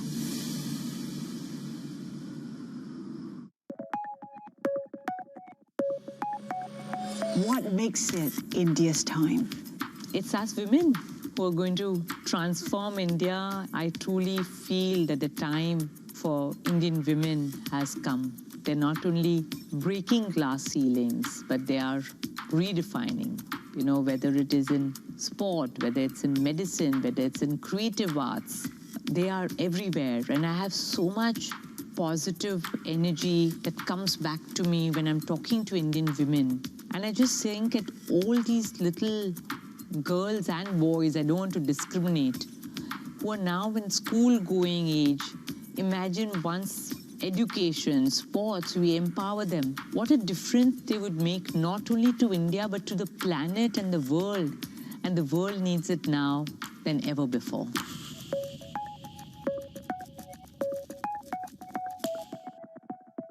From the world of politics to the world of business, Joe Matthew and Kaylee Lines deliver news, insight, and analysis live 2 times a day, every trading day. Balance of Power at 1 and 5 Eastern, only on Bloomberg. Earnings season is here. I know it's like your Super Bowl, right? I can't wait. It's like opening presents in the morning. All right, it will be exciting. Nobody covers earnings like Bloomberg.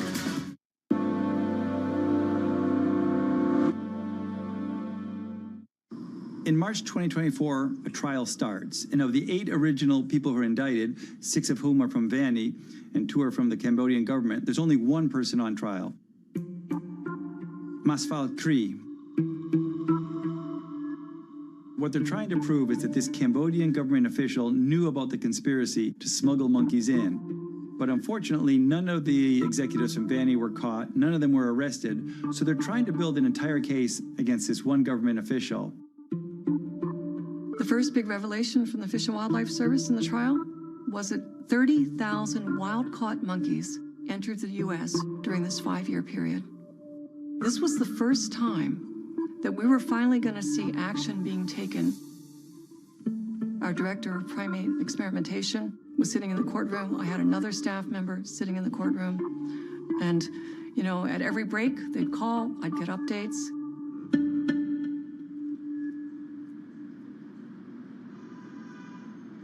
The prosecution called several witnesses. The informant, Francis Young, multiple Fish and Wildlife agents, and they also called an expert on long-tailed macaques.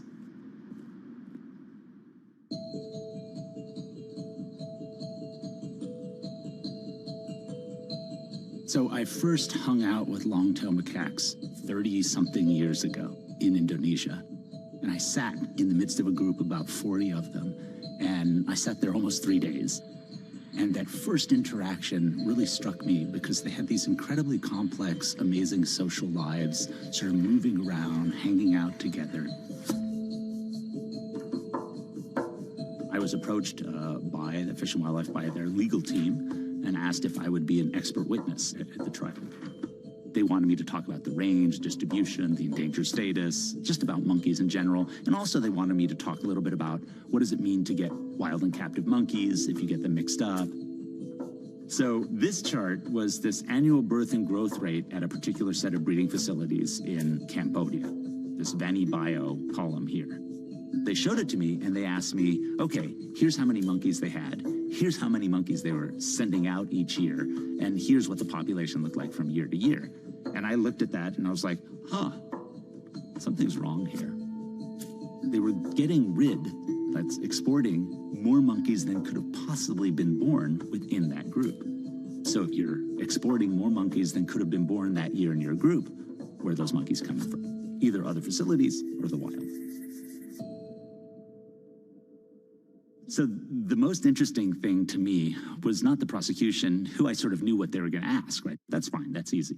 The defense, on the other hand, spent most of their time trying to paint me as a radical conservationist, unable to do good science because I'm such a crazy monkey-hugging person. Is that true? No, I would not hug a monkey. Their hands and feet are covered with feces and urine, and the last thing you want to do is have them on you.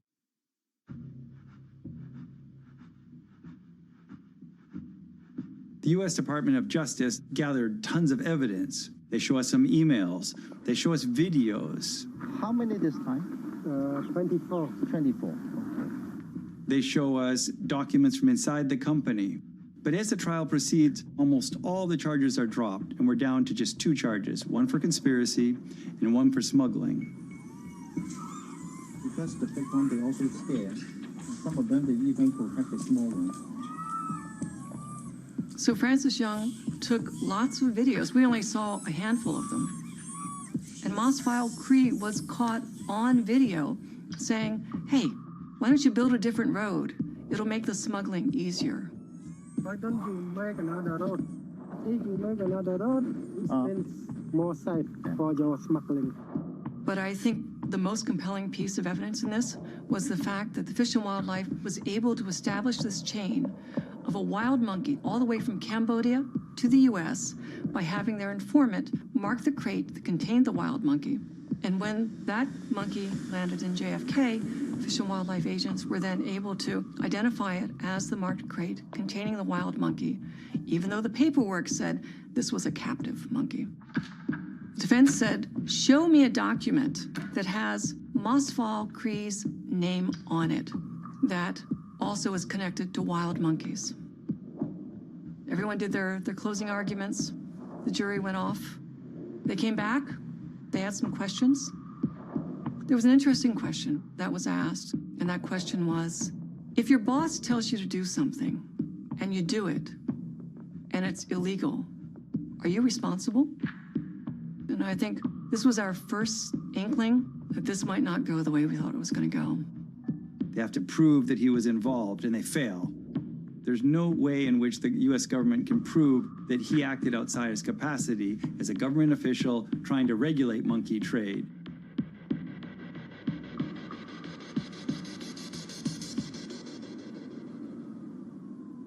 And then the verdict came back.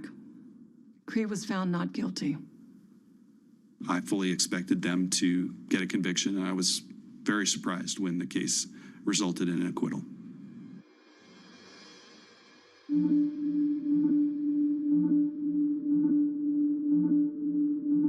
After the trial, Cree goes back to Cambodia and he receives a hero's welcome. Fish and Wildlife certainly got some significant criticism for not getting this conviction. There was a lot of talk about the amount of money that was given to Francis Young, the informant, concerns about whether that was mismanaged.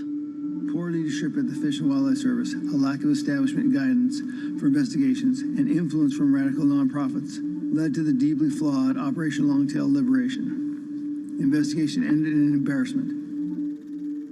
Despite the fact that the defendant was found not guilty or acquitted, I think this case sent a huge message to the monkey business because they had been getting away with all sorts of dubious practices. It was an open secret in the monkey business that illegal monkeys were coming from Cambodia. The case shined a spotlight on this rather dark world, and despite the fact that nobody went to jail, it's not going to be as easy to smuggle monkeys. It wasn't really, for me, about that individual defendant.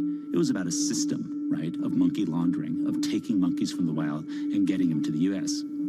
while Cree's hands might have been on the tap, it is the U.S.'s demand for these monkeys that is draining the forests.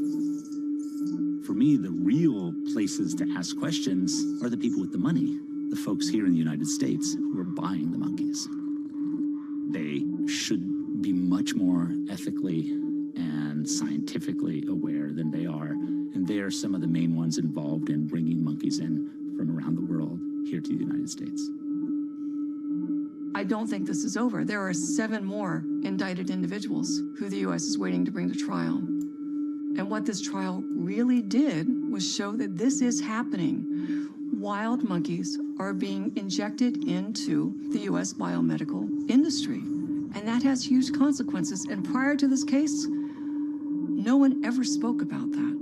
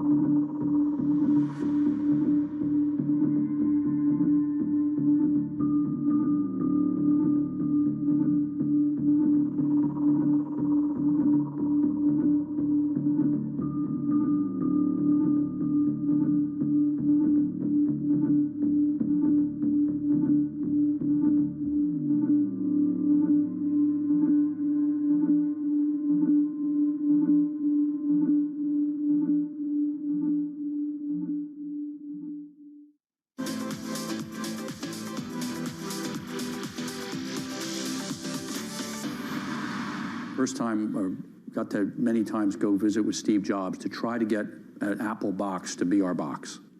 And we were trying to merge boxes. And of course, they have Apple TV, we have our box. Never actually happened. And in one of the meetings, he said, well, you should give up because we're going to win that. But you should put Wi-Fi in all your boxes. And that's how you'll win. And you should be the best pipe. And he said the best dumb pipe.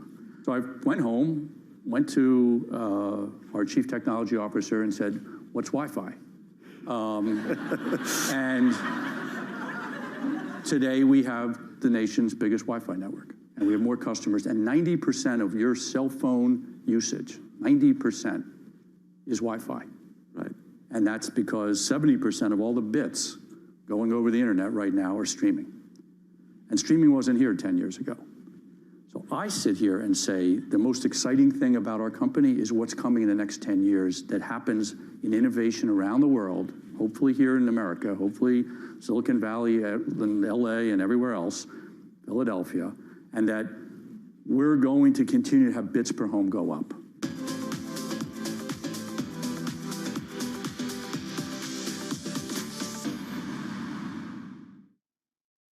In case you missed it on Balance of Power. If we're going to get all this revenue from tariffs, why would the president be pushing for higher taxes on anybody? Because our understanding is for the wealthy, he's looking at a new rate of 39.6%. And I thought the Republican Party didn't stand for that kind of thing. Well, you realize that the tariff revenues doesn't count toward the reconciliation numbers. Don't ask why.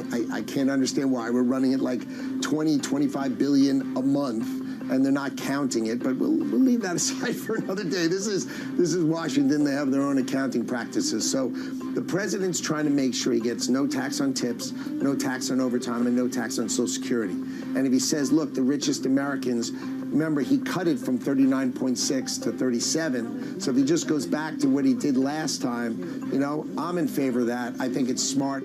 Don't miss Balance of Power live every weekday.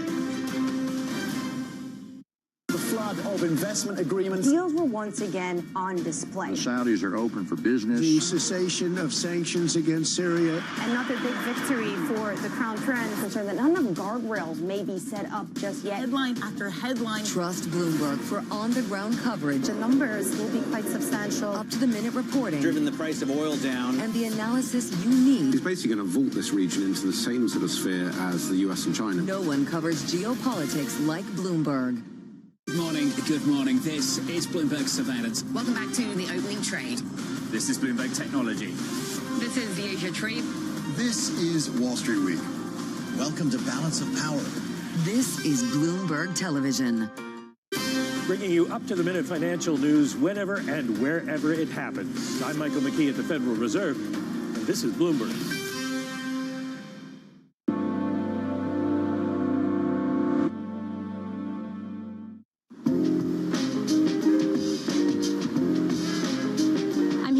It is a bustling Monday morning, and I'm about to go meet one of the titans of banking. Hello! You guys love these mean greet Yes, things. me too. It's good to have a good handshake. Have we ever met? I feel like I know you because I've seen you so many times. Yeah, vice versa. Yeah. Jamie Dimon is an institution. Since 2005, he's been the head of the world's biggest bank, J.P. Morgan Chase. He's widely seen as a rock in the storms of 21st century finance, and even, at times, a kind of guardian of the U.S. and global economy. He's a leader, and he understands the importance of stepping up at a time where there's great uncertainty. This country is a lot better off because Jamie Dimon has been running J.P. Morgan. He's also a highly visible figurehead in the banking world, always in demand for media appearances, where he reliably delivers hot takes on the current thing. I could care less what Bitcoin trades for, how it trades, why it trades, who trades it. If you're stupid enough to buy it, you'll pay the price for it one day. Dimon always seems to be ready with blunt insight into the events of the moment. But I wanted to zoom out and talk about his broader philosophy, to learn about the principles that guide the decision-making of this incredibly influential person, a family man from Queens who's at least as invested in being a dad and a grandpa as he is in shaping the global economy. So you're on the road how often? I say, actually, we checked last year, it was like 120 nights or something like that. But some of it is COVID catch-up. I feel like I need to visit people. Right. And all these conferences are on again. And of course, I'm here. I do more than just this conference. So. Right. Do you have any travel hacks? What does that mean? You know, ways to make your life easier. Yes. Well, I try. When I land, when I exercise, when I eat, when I don't get tortured by people. You have a lot of folks from Bloomberg here. This is the Jamie Dimon treatment. Exactly. So how long have you been at Bloomberg? I have been at Bloomberg 13 years. Where are you from? I'm from Hawaii originally. Hawaii. Yeah. And married? Married. Children? 4 kids. Holy moly. Yeah. How do you do it? What do you mean? How did you juggle it all? I pretty much had a binary life. I worked and family. So you didn't see me in black ties and red carpets and very rare stuff like that. So big family life. I know. I've heard you're a family man. Yeah. How old are your daughters now? 38, 36, 34. And 7 grandkids, 6 girls, and finally a boy. Do you babysit? Yeah. My wife does more than I do, but I do. We do it together. They come over, sleepovers, and all that kind of stuff. Any parenting advice? Just love them. Yeah. Yeah. So what do you like to do with your daughters now? Everything. We barbecue, we eat, we go to restaurants, we travel, we listen to music, we do wine. I love my son-in-laws. It's quite the test going to meet Jamie Dimon as your future father-in-law. They have no problem. I'd be shaking in my boots. God knows if I ever say something where I'm wrong, they correct me just like they like finding me wrong about something. If that sounds modest, well, there's nothing modest about Dimon's professional life. J.P. Morgan Chase is the world's biggest bank by market cap and one of the biggest companies of any kind. In 2023, they set a record for the most profits of any U.S. bank ever, $49.6 billion. It's no exaggeration to say that entire economies depend on this bank. J.P. Morgan played a crucial role in stopping the bleeding during the 2008 financial crisis. The better we do here, the better will be for the United States economy. And more recently stepped in to mitigate the damage from the collapse of Silicon Valley Bank and First Republic. Dimon regularly speaks with prime ministers and presidents around the world, and there's been plenty of speculation he might run for office someday. All this translates into a great deal of power and influence. You've built a bank that's $4 trillion in assets and counting. How big is too big? I think the question is what works for consumers and industries and stuff like that. So, if you want to build a Boeing aircraft, you have to be big. You can pretend that you don't. If you want to do what J.P. Morgan does, we move $10 trillion of money around the world every day. We bank some of these companies in 30 countries. We bank countries. We bank the World Bank, the IMF. We bank the United States government. You have to be big. You can't do those things and be small. I applaud the small banks. We're the biggest bank, community banks and regional banks and stuff like that. And I understand, some of the stress they're under. We're trying to help. So it's not either or. So going a little bigger picture now, you run the biggest bank in the world. You have our money. You've got world leaders on speed dial. That's a lot of power. How do you decide when and how to wield that power? Yeah, I'm not sure I have a lot of people on speed dial. So you say all that. Sometimes I think I'm just riding the Bronco and hanging on for dear life. I love what I do. I try to talk to everyone. I try to keep my mind open. One of the benefits from traveling the world, I was just in Mumbai and Switzerland and seeing clients. You learn a lot, and you try to make sure that you're doing a proper assessment of the world. That you're looking at the options. You're not like just saying we're going to do this. I look at it as part of our job to try to help countries do the best they can for their citizens. So we bank countries. We also advise them on skills and trade and economics. You look at our research, it's a lot around how does an economy run. So when you go to when I got back from Mumbai, we research 150 companies now or something like that. So we're educating the world about those companies. We're educating the world about the Indian economy. As we do that, we also educate the Indians about what works in their economy and what doesn't work. And those are important things to lift up society. You've got this reputation as a sort of white knight for the economy. Do you ever feel pressure to come in with the save? I feel a tremendous amount of pressure to do. Obviously, my family comes first, okay? But to do a great job for my company and our clients. But I also feel a huge burden to do a good job for my country. So, when my country wants me to do something, and we talk all the time to, the senators and regulators, what can we do to make the system better, to lift up the country, lift up inner cities? We're trying to figure out how to make society better. And I do consider that part of our job.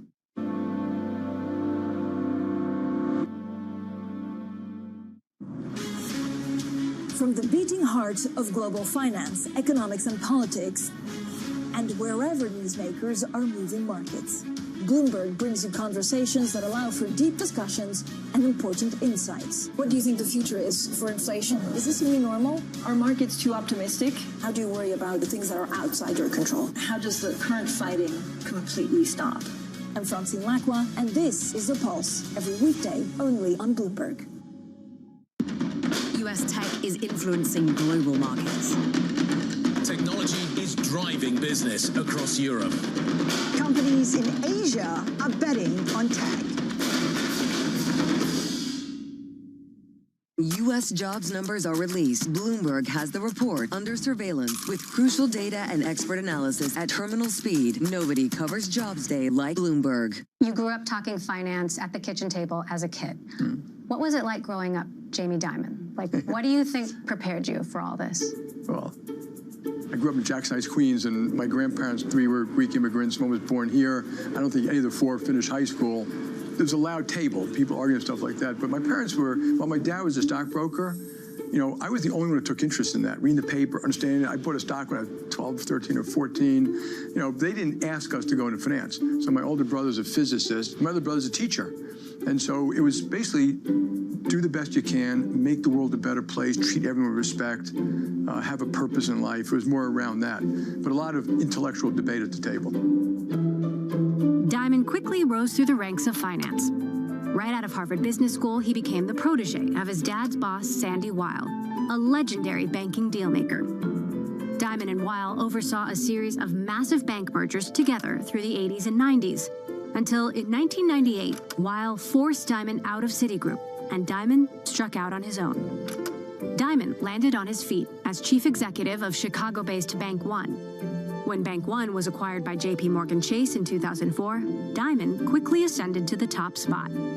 Just a couple years later, in 2007, Diamond warned shareholders that the bank was seeing trouble in its subprime mortgage business. When the financial crisis hit, J.P. Morgan's relatively cautious investing approach meant that they were able to help avert catastrophe by acquiring the struggling Bear Stearns and Washington Mutual. That saved the government billions in bailouts and made Chase the biggest commercial bank in America. Though American banks came in for some well-deserved criticism during this time, Diamond emerged as a staunch defender of J.P. Morgan and the financial system as a whole as a force for good. 224,000 employees. We give health care to 4,000 people. We pay $10 billion a year in federal taxes. Over the last 5 years, we've given $600 million to organizations. This is a terrific company. And when I hear the constant vilification of corporate America, I personally don't understand it. And I would ask a lot of our folks in government to stop doing it, because I think it's just hurting our country at this point. More crises would follow. In 2012, a rogue J.P. Morgan trader nicknamed the London Whale lost the company more than $6 billion, putting the harsh spotlight of scandal on Diamond and calling his leadership into question. But Diamond weathered it all, keeping the top job even as other top U.S. banks have gone through multiple CEOs. Along the way, he became a billionaire, a rarity among banking executives. Many attribute Diamond's success to what's known as the fortress balance sheet. Essentially, he takes the cautious approach, never getting so over-leveraged that the bank can't withstand a major unforeseen shock. The strategy has been criticized for leaving profits on the table, but it looks pretty smart when a crisis comes along. Going way back, I used to do a presentation on financial crises, going back to those blowups in Ginnie Mae's, Penn Central, commercial paper, the 87 crash, the 90 recession, the 74 recession. And if you make a list of all those things, you realize, and I'm not making fun of it, they happen all the time. And the best preparation is, in our business, capital and liquidity, which Dodd-Frank improved. We already had a lot.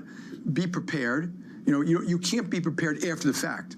You got to be prepared before the fact. So when I talk about risk management, it's always about the range of outcomes. Can we handle them? And beyond that, we talk about geopolitical crises, cyber. I put cyber. You got to be prepared for that stuff. And it does happen, and it's going to surprise you one day. Just like, am I surprised if oil? Will I be surprised if oil goes to 150? I will not. Yeah. It could easily happen if a bunch of factors fall a certain way. So the best thing is be prepared for any business.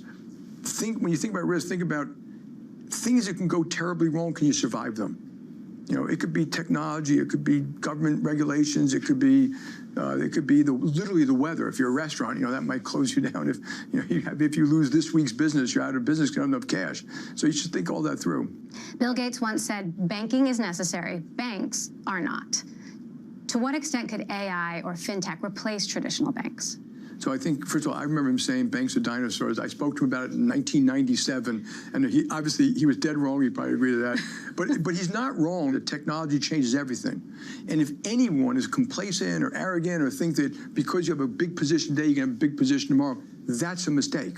But then you have to define, what is banking? Someone's going to have to hold the money. Someone's going to have to move the money. Someone's going to have to raise the money. Someone's going to have to do research, around money. Those services will still be around. And, hopefully we're doing it and using a lot of tech to do a better job at it. But I've always thought it's very possible that some tech thing, disintermediates a piece of that. And I've been writing about, big tech going to our business. We got fintech, but we also have big tech. And they will embed payment systems in there. Some are going to white label banks, kind of what Apple did. They have the right to do that. I'm not against that. I would be against unfair use of their position to dominate us in a business. Well, Apple is going deeper into financial services. Do you worry about the Bank of Apple? Well, we're going to compete. So they have a tough competitor, but they hold money, move money. Yeah, they're a form of a competitor. We also partner with them, but I'm very used to partnering and competing with lots of people. So. Existential threat? I don't think it's an existential threat, but I think if we were complacent about it, yes.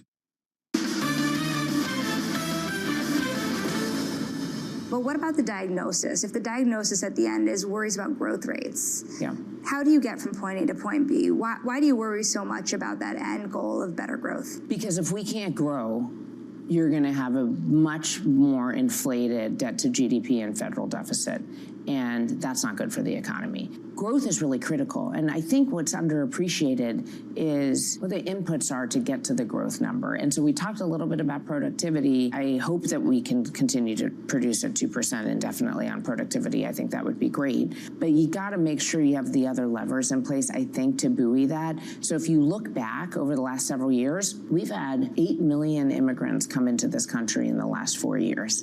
And that's helped growth. And by the way, that's deflationary.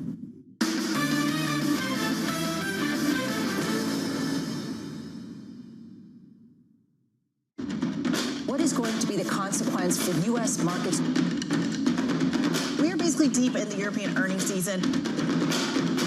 Take a look at how we're faring when it comes to Asian markets. Bringing you up-to-the-minute geopolitical news whenever and wherever it happens. I'm David Gura in Ottawa, Canada, and this is Bloomberg.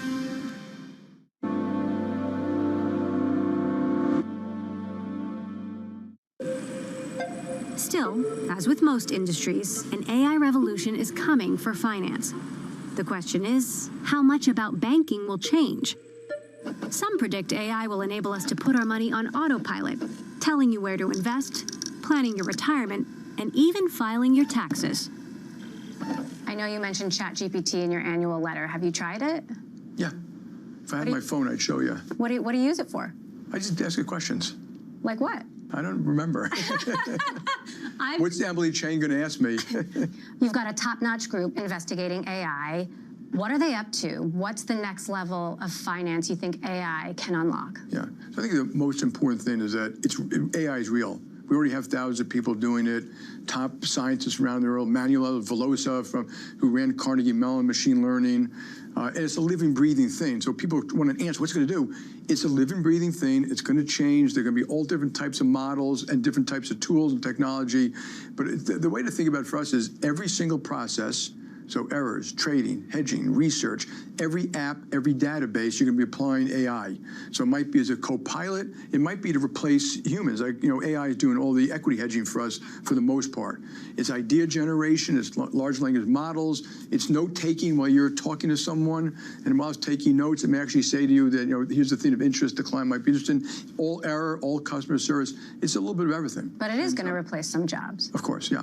But look, folks, people have to take a deep breath, okay? Technology's always replaced jobs. Your children are going to live to 100 and not have cancer because of technology. And literally, they'll probably be working 3.5 days a week. So technology's done unbelievable things for mankind. But, planes crash, pharmaceuticals get misused. There are negatives. This one, the biggest negative in my view, is AI being used by bad people to do bad things. Think of cyber. But, the fact, and I do think, eventually have legal guardrails around it. It's kind of hard to do because it's new. But it will add a huge value.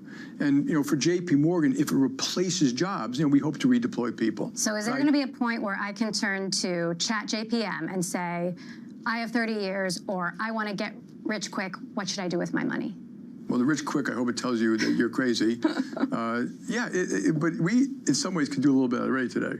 And, usually, if you look at, wealth plans that we have, which I think are quite good, they have a lot of AI embedded in that, or analytics embedded in that. And as soon as have more AI, all that AI is going to do is know more about you, learn more about you, look at patterns, and look at successful things in the past. And so AI will be a huge aid to things like that. Interesting. Yeah. So do you see like a finance super app in our future, or? Yeah, you already have that a little bit. So 10 years ago, I took the people who ran retail, Gordon Smith, and a whole team. I said, you're getting an airplane and you're going to China. And they said, why? We're American. I said, go to China. And they went to Ping An and Tencent and WeChat and Alipay and all that, and they had all the super apps. I made them come back and do a big chart of super apps, all the services they do. What they do is a whole heck of a lot. WeChat, for example, combines text messaging, a social network, and a widely used mobile payment system, and has over 1.2 billion active users. The kind of ubiquity most American companies can only dream of. So I think in America, it won't be a super app. it'll be, I'm going to call them mini super apps. So you might, it's like, you can already do a lot of stuff with us around money, but that's why we do travel. It's an adjacency. It's not just a credit card. Now we want to offer you great travel and great hotels and great restaurants. And so there are all these adjacencies on everything we do that will be are tech-driven and will be increasingly AI-driven. What's your biggest AI fear? Well, I think Henry Kissinger, Eric Schmidt wrote a book about, if it gets used in weapons, but, and that obviously could be terrifying if it's deciding who the enemy is. And then, obviously it's going to be used in cyber. Bad guys will use AI. And, well, I think we need guardrails. No one knows exactly what they should be yet, but it's not going to stop bad guys. So we got to think through the guardrails here. You want to have plenty of innovation. You need guardrails, like, maybe it'll tell you at the bottom of something this is generated by AI, but the bad guys still use it. And the question is how we're going to, I'm a little concerned about that. While AI is changing the technology of banking, geopolitics is creating a different kind of disruption. With tensions between powerful countries like the US, Russia, and China reaching a boiling point, there are signs the economic ties that bind the world are starting to fray.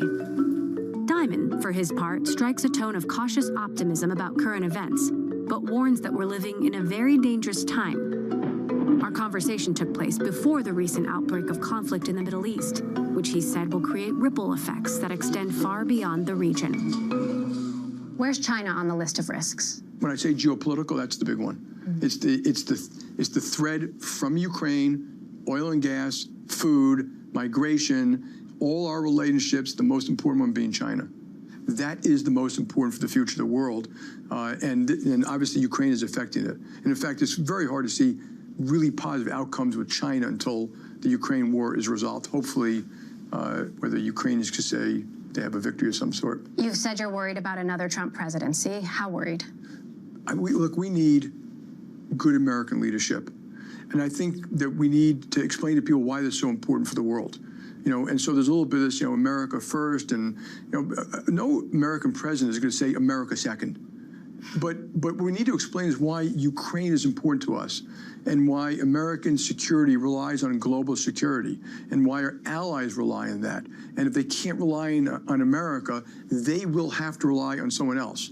And so I just think it's very important. Bob Gates writes in his book, The Exercise of Power, about the symphony of power. And it's all the soft things, not the military, which we've overused, but diplomacy, development finance, education, communication, and obviously economic, trade, investment, all those things. And I think we need to do a better job in that. You're revered for your long-term view, so I'd just like to tick through a few topics quickly and get a quick sort of one-sentence long-term view. What's your long view on China? It'll be okay, but we need really good American leadership to do that. And don't worry, they're not a 10-foot giant. They have a lot of issues. America's got a lot of strains. I like the fact the American government's talking to them constantly now. Crypto. If you mean crypto like Bitcoin, I've always said it's a fraud. No hope for it. Well, if they think they're a currency, there's no hope for it.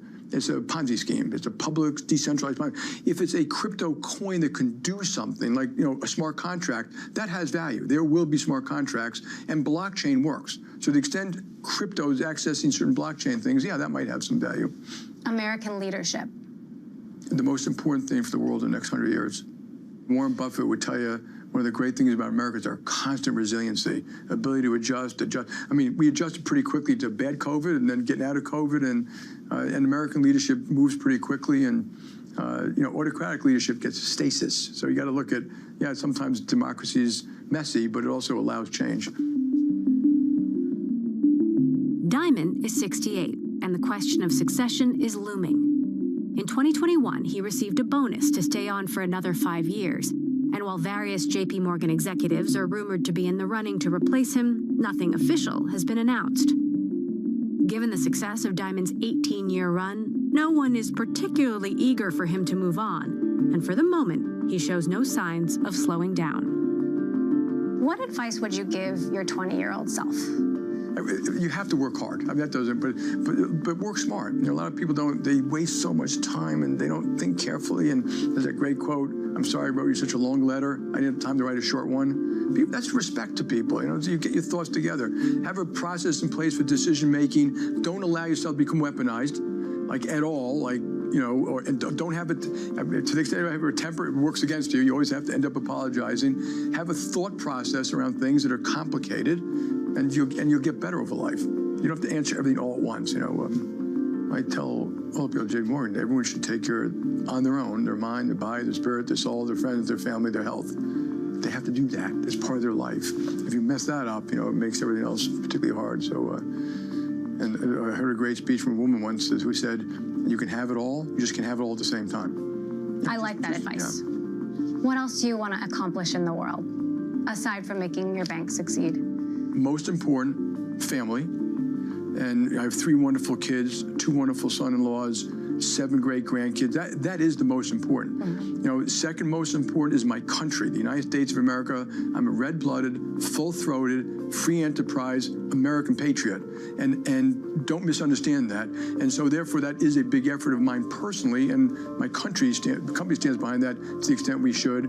And then inside the company, I just hope people say, you know, we're going to miss the son of a bitch when he's gone, and he made the world a better place, and he created opportunity and for all of us and our clients. You're sure you're not running for office? I'm pretty sure. I just spoke to some friends who left the U.S. who said if you ran, they'd come back. I got 4 more votes.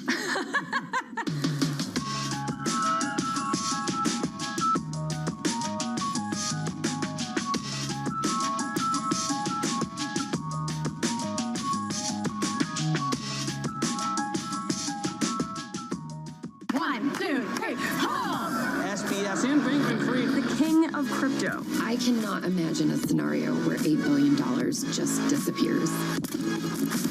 This is the nature of capitalism. Get over it. So I have to call you out about something. Sure. Where are all the women? What's up, everyone? It's Haley. Trust me, I get that. There's been this talk about the kill switch. I hope it's clear that's a joke. This is a way to change culture. It's really for everyone. My name is Nikolai Coster-Waldau. This is the definition of thinking outside the box. Hey, I'm Cal Penn. We've all been used as guinea pigs for the last 70 to 80 years. It's so much bigger than sports. Elon always knew that we were going to be super successful. Holy, he was right. This will probably go down in history as one of, if not the largest financial crimes ever. I cannot imagine a scenario where $8 billion just disappears. Sam Bankman-Fried has been arrested in the Bahamas. Sam has become a villain in everyone's minds.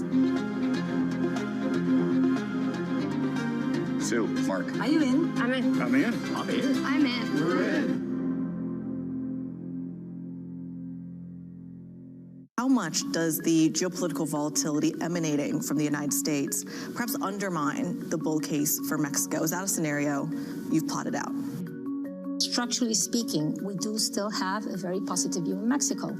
On the macro side, it is a very attractive investment geography for the U.S. Mexico is hugely competitive in terms of costs. The wages in Mexico are much more competitive than the wages in China. So why would the U.S. companies not take advantage of that? And this structural cost advantage is going to lead Mexico to continue to contribute to the growth of U.S. as well. The value chains, the supply chains are so integrated that Mexico has to play a continuing role in the further development of the U.S. And U.S. is growing very healthily, very nicely. It will benefit Mexico. This way or that way, it will benefit Mexico. Mexico for BBVA is, a source of resiliency of earnings, and it generates and complements the diversification that we have from the footprint. But there's another topic that is very important, which sometimes we don't focus a lot about, and why we're so convinced that Mexico is going to continue to do well, which is the leverage in the country. Because the leverage in the country is only 33%. And when you've seen Mexico grow and BBVA grow in Mexico, structurally speaking, the leverage is so low that just a little bit of growth in the leverage is going to be able to support that bull case in Mexico. So that's why we're structurally positive in Mexico. The President of the United States does say he wants to keep a more mutually beneficial trade balance with these countries. What does a country like Egypt and Kenya and some of these others have to provide that won't completely dent their own GDP? No, it's tough. I mean, there is the commodity side. There is the. I think it's less about bringing it to the table and more trying to take advantage of the hit elsewhere. So China exports 30% of all the textile exports to America come from China. In 2023, it's something like $40 billion. And whatever the tariff rate ends up being on China is going to be a lot higher than it is on Africa. So there might be scope for African countries to say, well, let's move those textile factories.